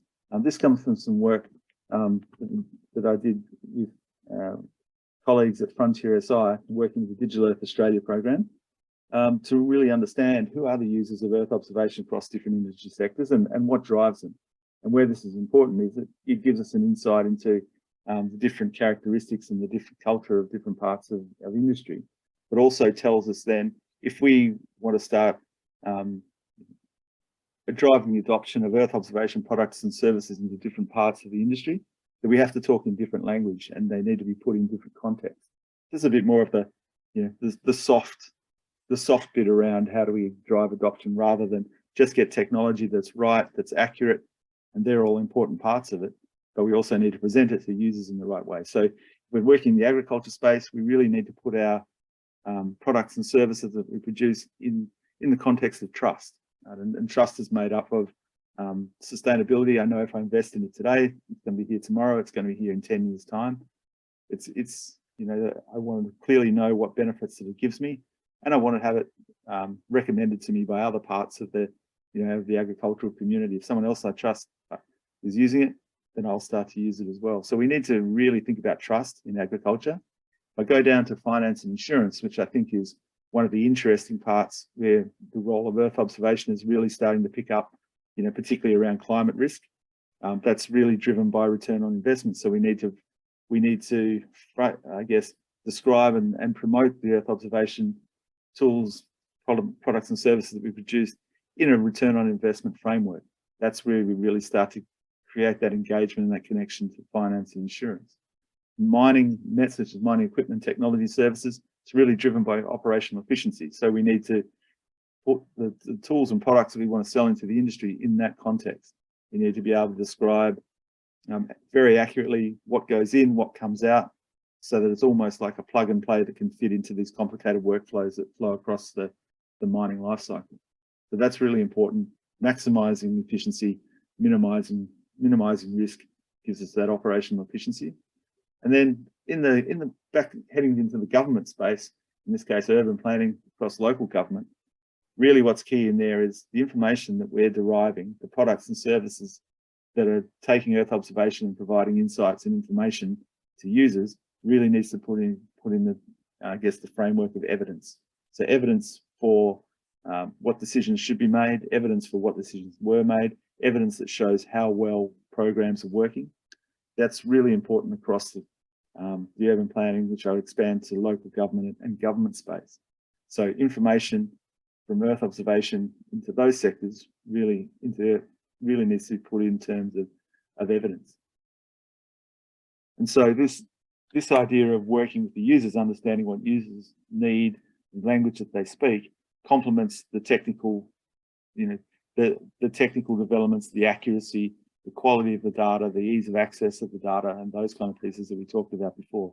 So when we're talking about really increasing the uptake and driving adoption of Earth observation, we really need to get the technical part right and talk to users in the right way and make sure that the tools we provide are the ones that they want to use. If we talk about agriculture, so there's some of the user needs. Decision making today is important, managing risk, and planning and managing farming operations for the future. If we think about finance and insurance, as we mentioned, can help with assessment and calculation of climate risk. That's emerging as a really big, fast, I guess, one of the fast growing areas I see opportunities for remote sensing. Earth observation can help finance and insurance grow business, and that's really about customer centricity. So really understanding what their customers are doing, who they are, what they want.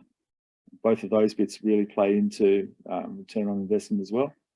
As we see more, from the Australian perspective, we've had lots of floods just recently, and so that idea of Earth observation providing natural disaster response time improvements, recovery and efficiency is very important for insurance industries.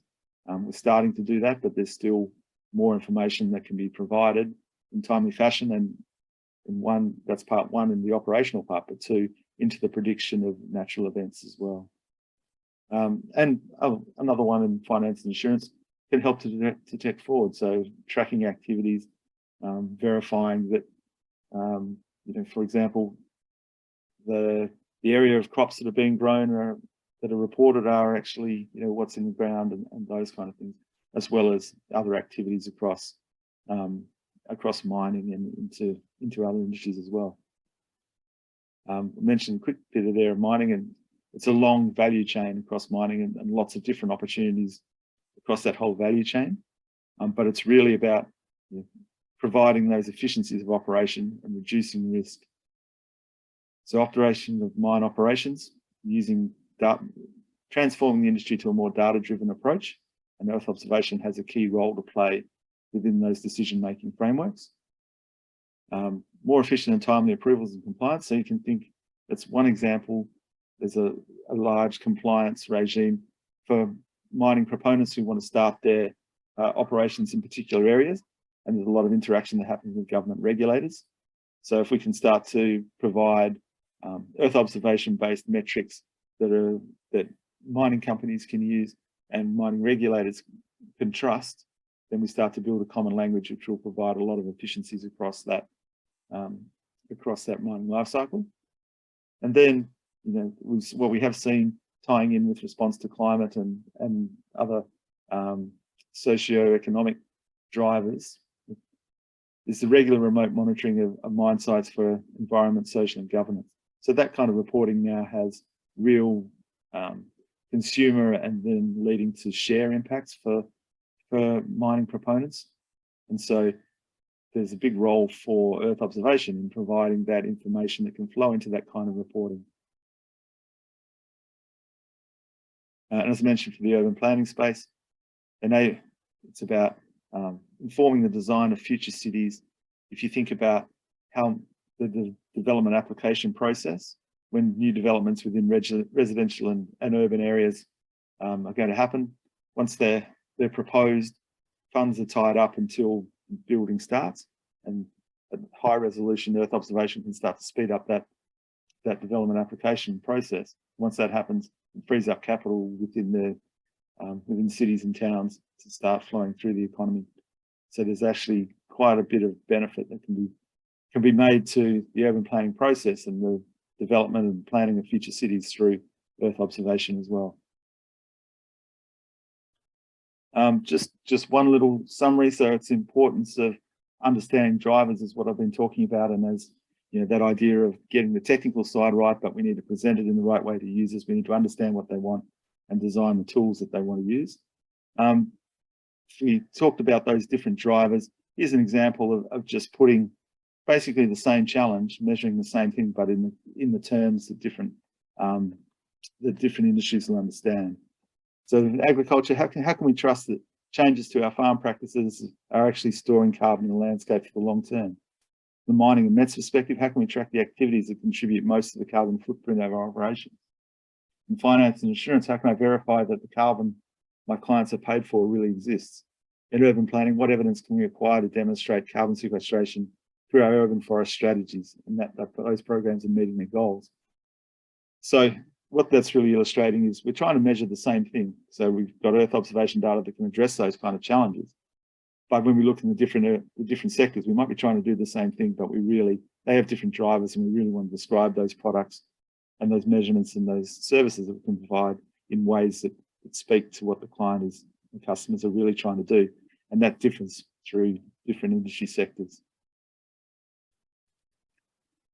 So I'd just like then to say thanks to everyone who's been working and interacting with the ConnectEO front office in Australia. We've had some good conversations, and as Sandra highlighted at the start, started building those kind of partnerships that can really add two-way value for companies in ConnectEO, bringing those products and services into Australia, and then working with those Australian companies to build on some of the things that they do and take them to the world as well.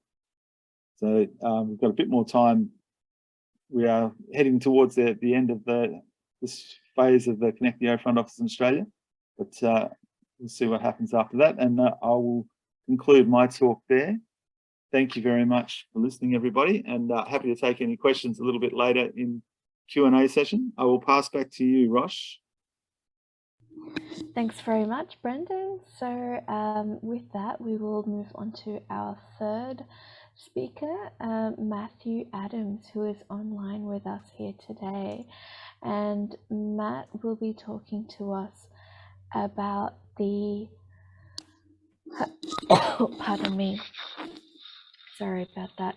Matt will be talking to us today about the Copernicus Australasian Regional Data Hub. Welcome, Matt. Thank you, Roshni. Please move away from this one. Can everyone see that? Yes. Okay, just making sure. Good, Matt. So I'm speaking, I'm the Director for Earth Observation at Landgate in Western Australia, but I'm speaking to you as the Chairman of the Steering Committee for the Copernicus Australasian Regional Data Hub. Oops. Go. So the Copernicus Australasian Regional Data Hub syncs data from the Copernicus satellites over that footprint, which is about 1/8 of the world's surface. We do extend up into Southeast Asia, but definitely cover everything Australia and Pacific territorial waters all the way down to Antarctica. There's quite a few contributing missions that go to it, and there's currently 6 families of satellites that we're syncing and have been syncing since 2015. That includes the Sentinel-1s, which are C-band radar, Sentinel-2s, more Landsat-like, 10, 20-meter multispectral, Sentinel-3, which is more of a weather and oceanographic satellite, Sentinel-5P, which is a atmospheric monitoring satellite, and I know that we're planning to sync Sentinel-6 as it becomes available. We are actually recognized as a classified under international hub arrangements with Copernicus, so we have basically good access to the international hubs and science hubs to ensure that we actually get data effectively within 24 hours of overpass. And we do actually measure our statistics, which are available publicly via a dashboard.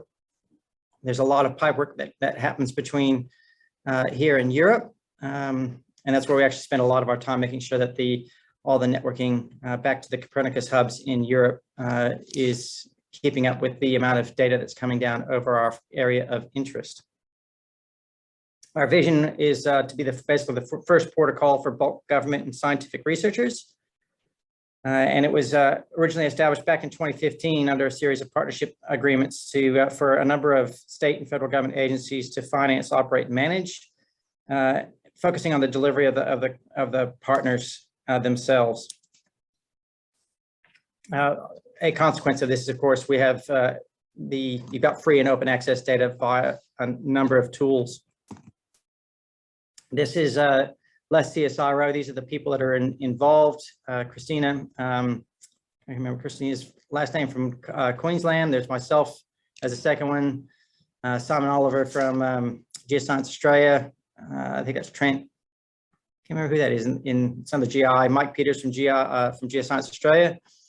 Got Queensland again on the lower left, and our two New South Wales colleagues, Heidi Malby and it's late in the afternoon for me, New South Wales.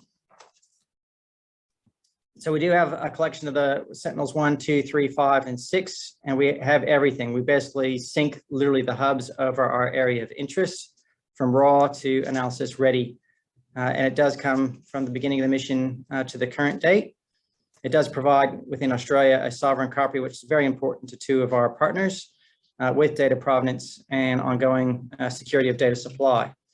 By collaborating together between the states and the Commonwealth, it did provide a cost-effective way to sync and share what is now multiple petabytes of data over the Australia region. As I've already indicated, there's already multiple satellites that are sitting in there, and that's basically a snapshot of all the levels and data by satellite that we are currently syncing from Europe.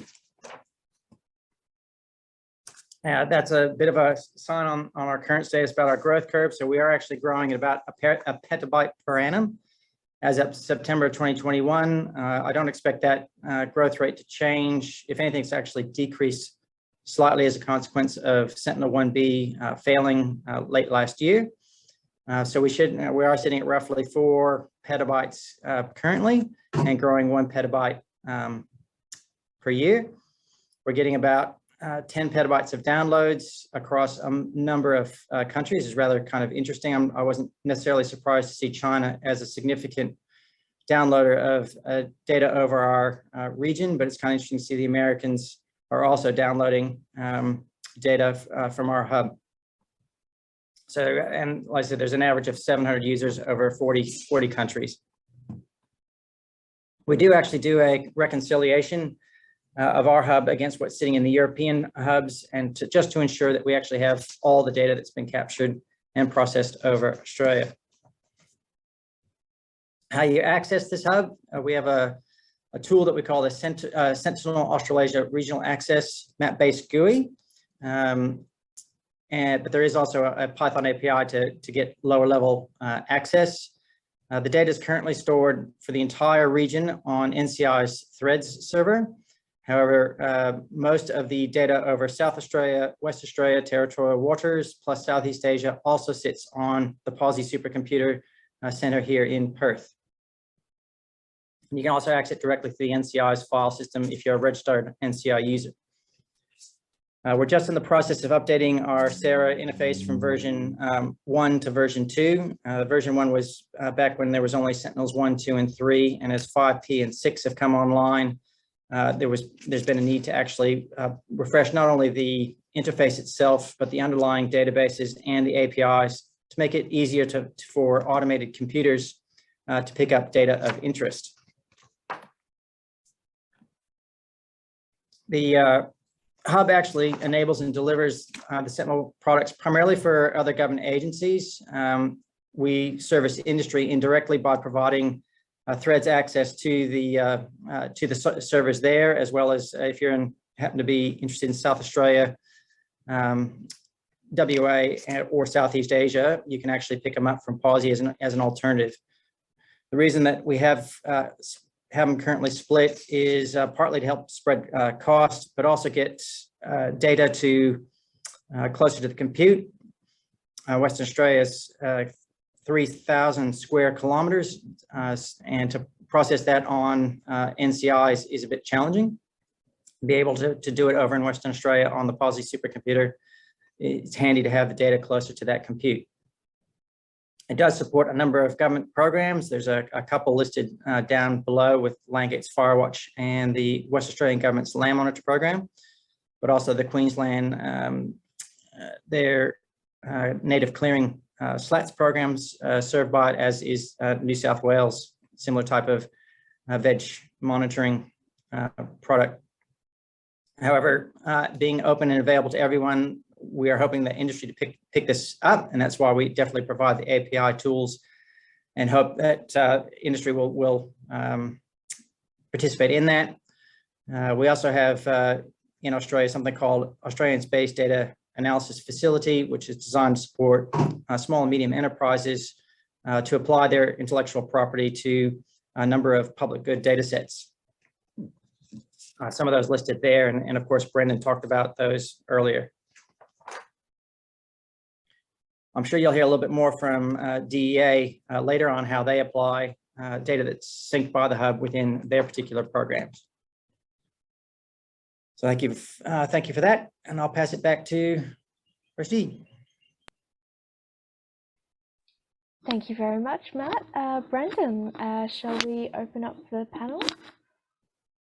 Yeah, look, I think that sounds like a good time to do that, and thanks, Matt, for that presentation. I just found out from Trent this afternoon that he's sick and he couldn't make it this afternoon, but we will get him involved in a later one of these days, so he can talk more about the Digital Earth Australia work and the work that they've done, which is directly related to into the agriculture and the maritime sectors.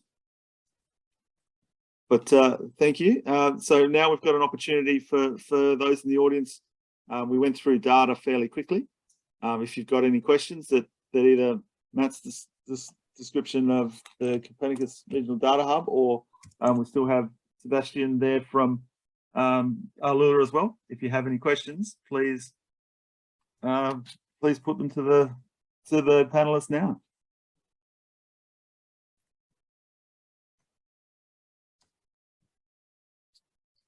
I might ask one just to start off. So Seb, how have you seen growth in the use of your services so far in the few years that you've been put together? How have you seen that kind of growth In Copernicus, or were you thinking? Oh, sorry, I was thinking for Arlula. Yeah.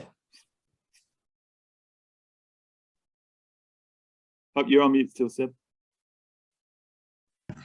Didn't see that one. Yeah, sorry. I would say that the growth that we've seen is kind of interesting. It really depends on the kinds of products that we've been releasing over time as well. Our products are designed to sort of support different users in the ecosystem. So the API really is aimed at application developers or product managers within organizations. And the catalog browser, or the GUI, the search engine, is really aimed at supporting or allowing people to understand the availability of high resolution satellite imagery over their AOIs, and also to sort of as like a really quick and easy teaching tool. What we've seen in the industry is that global events, even this year, have been acting as huge, I guess, educational tools for people that aren't familiar with EO data. And things like the conflict in the Ukraine, as unfortunate as it is, has really opened people's eyes to how EO data can communicate stories and provide context to what's happening on the ground. And what that has meant is that a lot of people that traditionally wouldn't even have a purview into what EO data is capable of are able to really understand what it could do for them and their organization or their industry. So I think originally we saw people or more SMEs using EO data to provide insights at a specific industry scale. And now what we're seeing is larger, more enterprise organizations and governments adopt the same tools that we've created for SMEs, but they're looking at creating larger products that are aimed at being rolled or with the aim of being rolled out at scale across multiple industries, across multiple user groups. And so we're seeing, it's not a huge transition yet, but we're starting to see not just SMEs take this up, but also, I guess, you know, if you look at that sort of adoption curve, that traditional innovation adoption curve, you're looking at sort of the innovators and now the laggards are kind of starting to really buy into the whole premise that, you know, people like yourselves have been communicating, which is that EO data is powerful for many, many different users. And so, yeah, I would divide the usage that we've been experiencing as early adopters versus people that are probably more conservative in how they utilize technology. Yeah, that's interesting.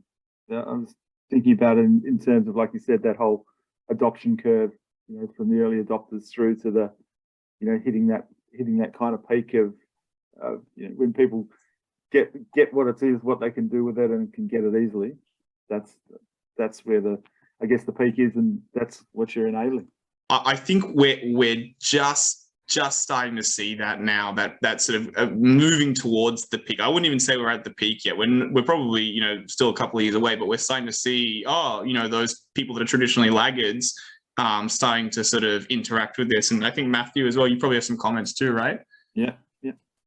I was just going to say that one of the biggest challenges for particularly Earth obs data is getting it recognized as a base requirement for sorting out some of these issues or allowing some of these problems to be solved. So there's the CEOs of the world just care about the end outcome. They don't realize that there needs to be investment in the data layers to actually meet the outcomes that they're actually seeking.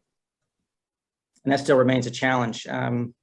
You're starting to see, particularly the Australian government, all of a sudden starting to invest heavily into Earth obs infrastructure and capacity and capability. That allows you to build onto it. So I'm hoping that particularly with the Arlulas of the world, that we can actually build on top of some of the national data sets that are around to target solutions at different industries.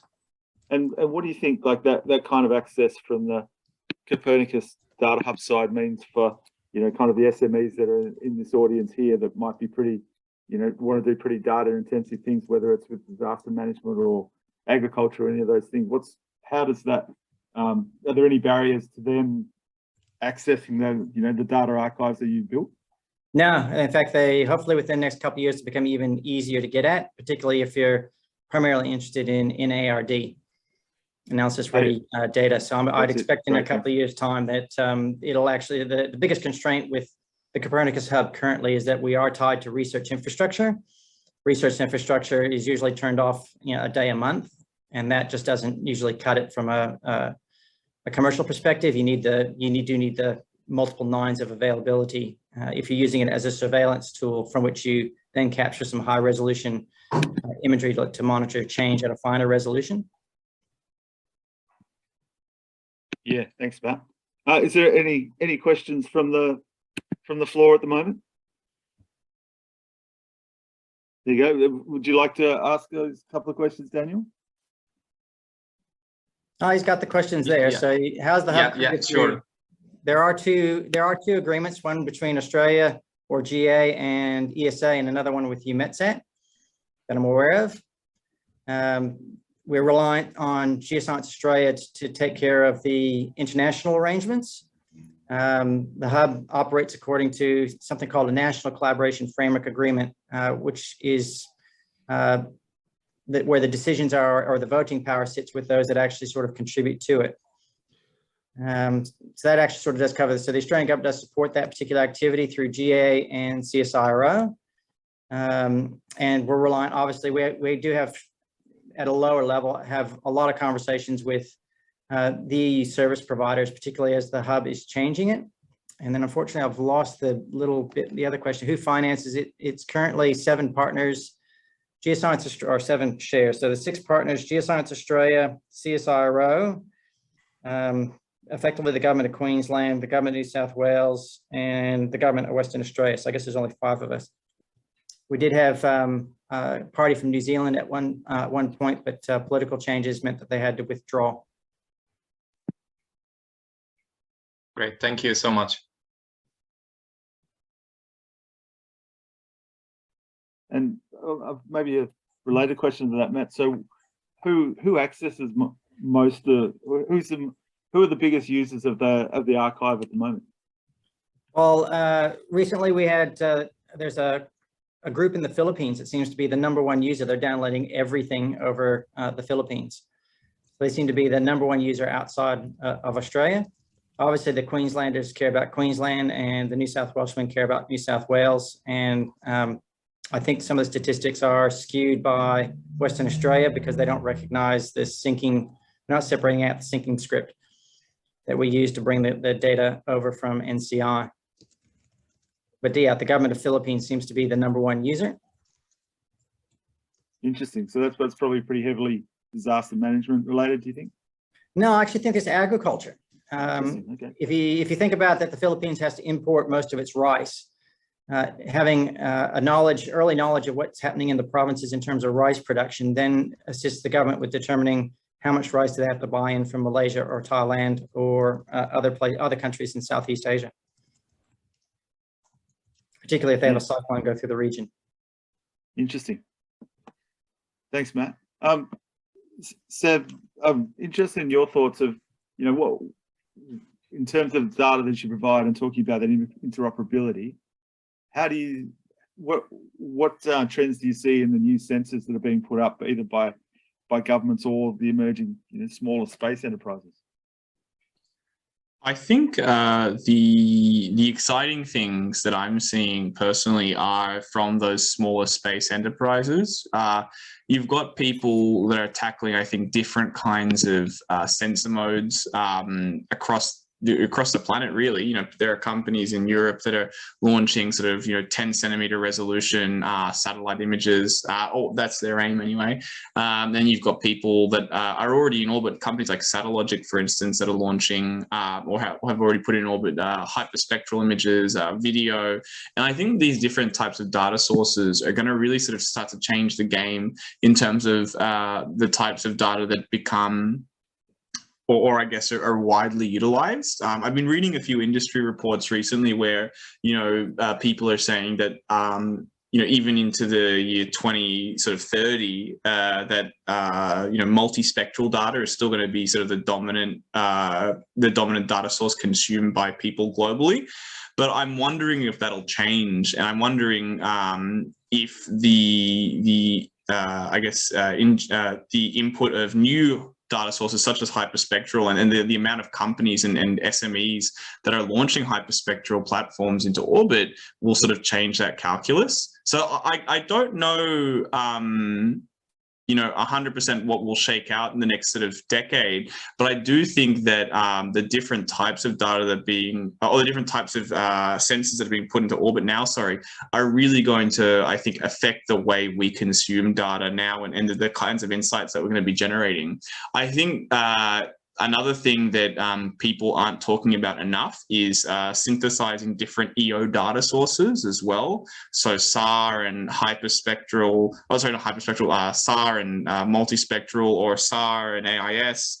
That kind of stuff, I think, could have a lot of really, really interesting implications and applications that we haven't really begun to scratch the surface of. And so I think especially for a country like Australia as well, there are going to be a lot of applications that we haven't really begun to properly develop out yet, because there's not enough people in the industry to focus on that, especially in Australia. So I think the ConnectEO SMEs that are coming online now and starting to sort of look at opportunities, I think we could really sort of start to work with them to take this data and develop something really truly novel. Yeah, that's an interesting one. Like as you said, the integration and fusion of all those different data sources. What's your thoughts, Matt? Is that the same from your perspective? Yeah, certainly fusing what's sort of available. There are more hyperspectral missions on the way, and even it's kind of interesting. So I can sort of see that probably go back to where we'll get some hyperspectral birds go up there, but because they don't have the wide, Australia's a big country. So they'll be used in very small areas, but until something like Sentinel, I can't remember if it's 10 or 11, gets up there, and all of a sudden we get the hyperspectral wide area coverage provided by a international, basically an international entity, whether it be USGS, NASA, or ESA, to provide that basically regular repeat coverage, and then we target inside the inside target areas for where we're specifically looking at high resolution. Yeah, thanks, Matt. Any other questions from the audience at the moment?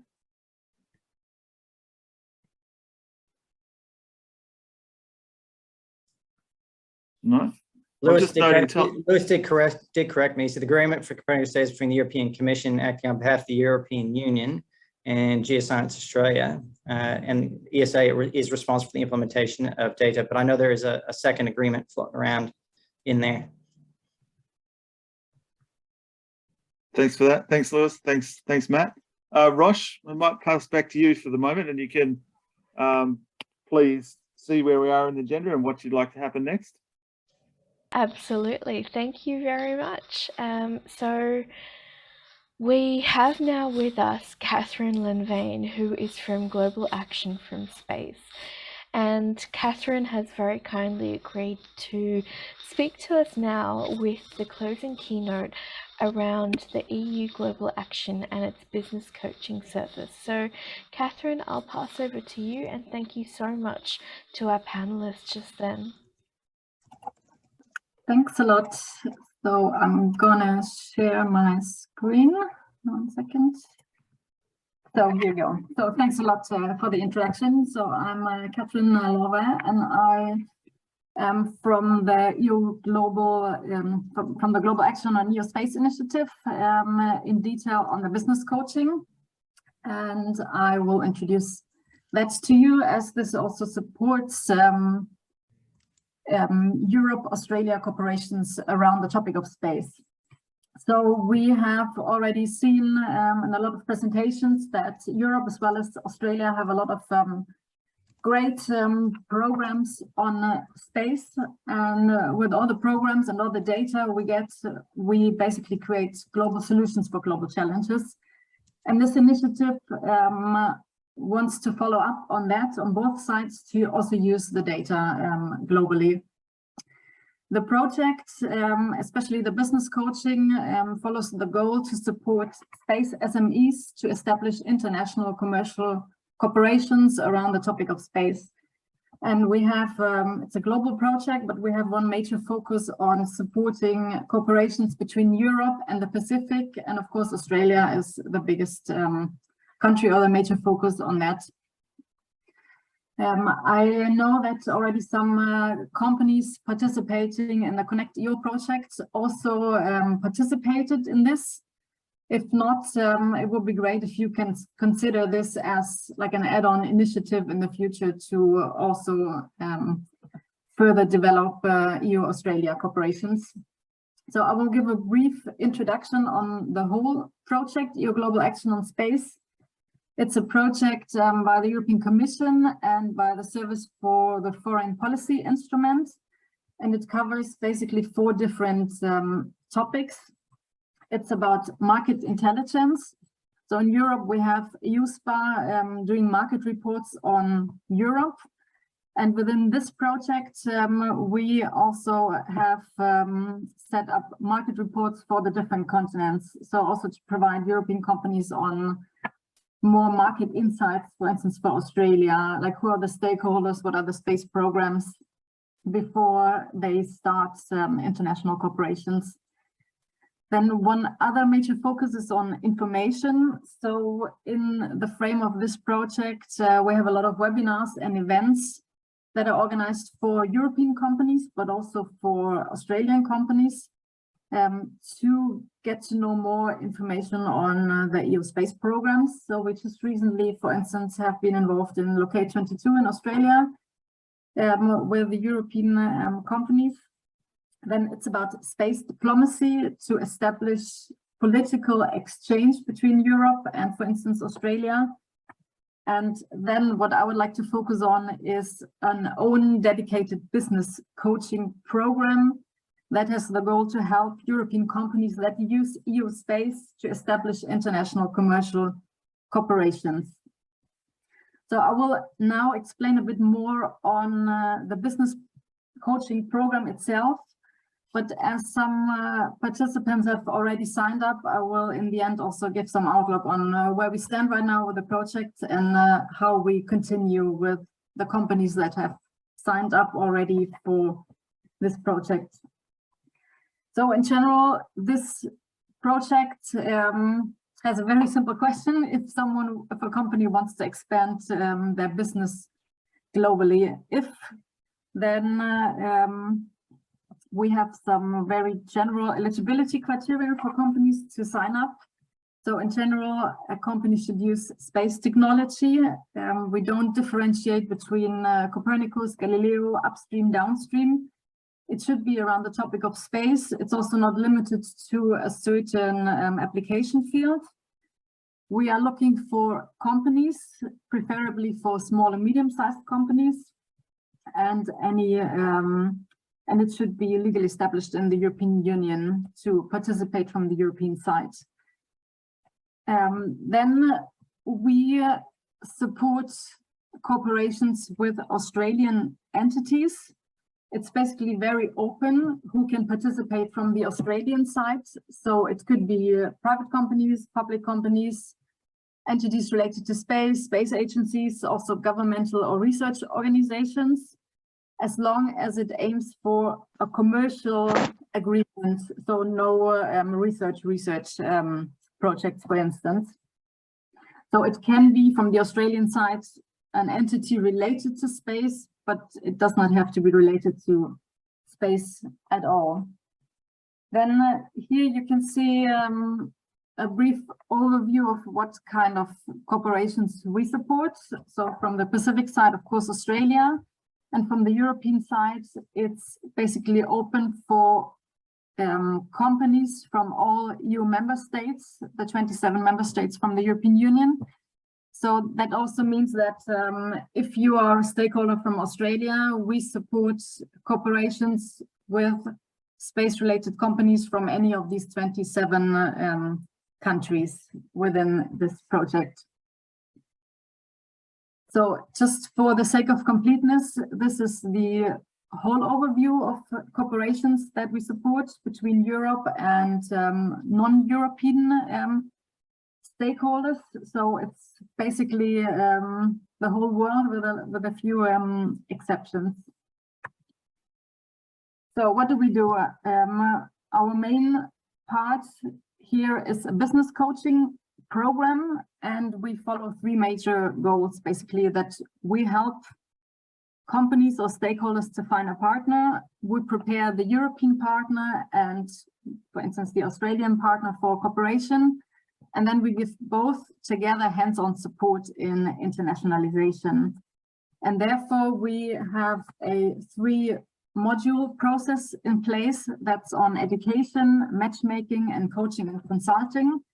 So that means we provide specialized information and training sessions, we host regular matchmakings, and we provide coaching and consulting services that is delivered by a pool of experts that we have in this project. And the overall goal is then to help the peers to make commercial agreements. So I will go a bit more into these details. So first, about specialized information and training. So we give basically insights for European companies on doing business in the Pacific in Australia. But we also give the non-European participants, for instance, stakeholders from Australia, insights on the EU space programs on the other side. And we give for both insights on the technical perspective, on the business perspective, but also practical insights like companies, stakeholders that already have ties between these two countries or continents, how they started their cooperation, the lessons learned, the hints they can give. So here, the major goal is basically to make both parts prepared, that they both speak the same space and business language, so to say. Then a second major part of the business coaching program is matchmaking. That means we will host regular matchmakings of all companies that participate to help them find the right partner. So it's also important to say that if a company from Australia or from Europe already has a potential partner to cooperate with, that of course does not exclude them from participating in this program. So companies can sign up, they are approved by the European Commission, and then we can basically go on with business coaching and services. So this is the third part and basically the most important ones. So if we have matched companies from Europe and, for instance, from Australia, we identify the needs they have, we prepare a coaching plan, and then we provide coaching and consulting by the experts in our experts pool that we have. And then they provide the pair together according to their needs, for instance, support on technical advice, business aspects, how to access a special market, on legal or administrative aspects. Like the first, they help to work the first steps together. So this is basically summed up the benefits of the business coaching. So companies can benefit from networking and education events, from tailored and technical support. They get access to the experts in our experts pool. Ideally, they conclude international commercial agreements. They get access to the market analysis. And then, of course, we organize a lot of events and can also give speaking slots to present these companies. So how can you join this program? We have 2 open calls running. They are already open and they will remain open until November next year. So there's one open call for EU entities and one for Pacific entities, so for Australian companies. And every 3 months, we have a look at who signed up, and then we go on in the process. So what's next? I mentioned that I saw that some of the companies joining in the ConnectEO project have already signed up for the business coaching of this project. We have the results who can go on, and we will notify the participants, I think this week or next week. And then we will allow the companies that have been approved so far to a closed platform, and then we can start the matchmaking. So companies can then upgrade their profile, of course, that we can start with the matchmaking. We will very soon hold an onboarding webinar, and then we will start the actual matchmaking. And we assume that from August, we can assign experts providing the coaching and consulting services. So we will have a booth in the Australian Trade Mission today and the next 2 Mondays. So if you want to have more information, then we will be there to answer questions. If you applied already, as mentioned, then we will soon get in touch with you and let you know that you have been probably approved to go on. If you haven't applied, then you still have time until November next year to join us in this project. And if you already have a partner from Australia, then you can also let us know.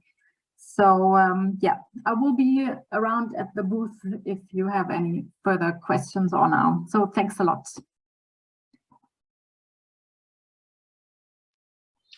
Thank you so much, Catherine. We really appreciate it.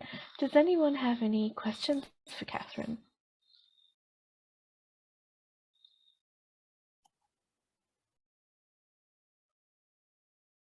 No worries. Then it's all clear.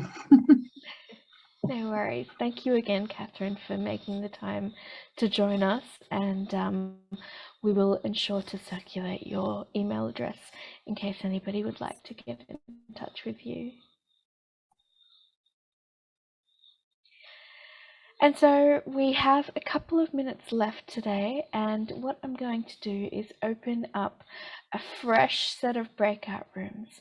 What I would love for you all to do here is also bear in mind that we do have the Brella platform that you all have access to. But for now, we'll open up these breakout rooms for 10 minutes, and I would like you each to spend 1 to 2 minutes talking about what your #1 takeaway from today's day 1 of the Australian Trade Mission has been. So you will have 10 minutes in total. There are between 3 and 5 people within each of these breakout rooms. So please do feel free to use about 2 minutes each, and I'll open these rooms now. 2 minutes or so each on what your biggest takeaway from today's day 1 of the Australian Trade Mission has been. See you very soon.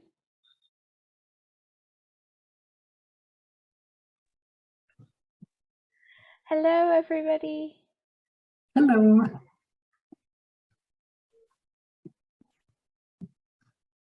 Welcome back, everybody.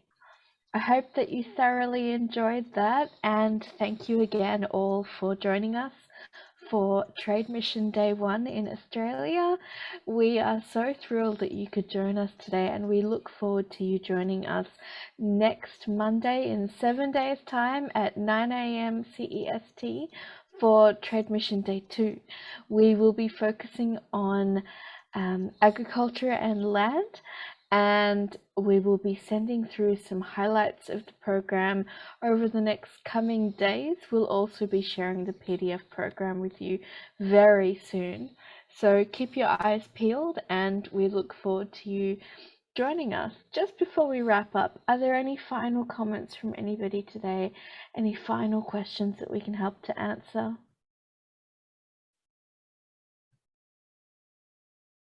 Okay, well, stay happy, stay hydrated, and see you in a week.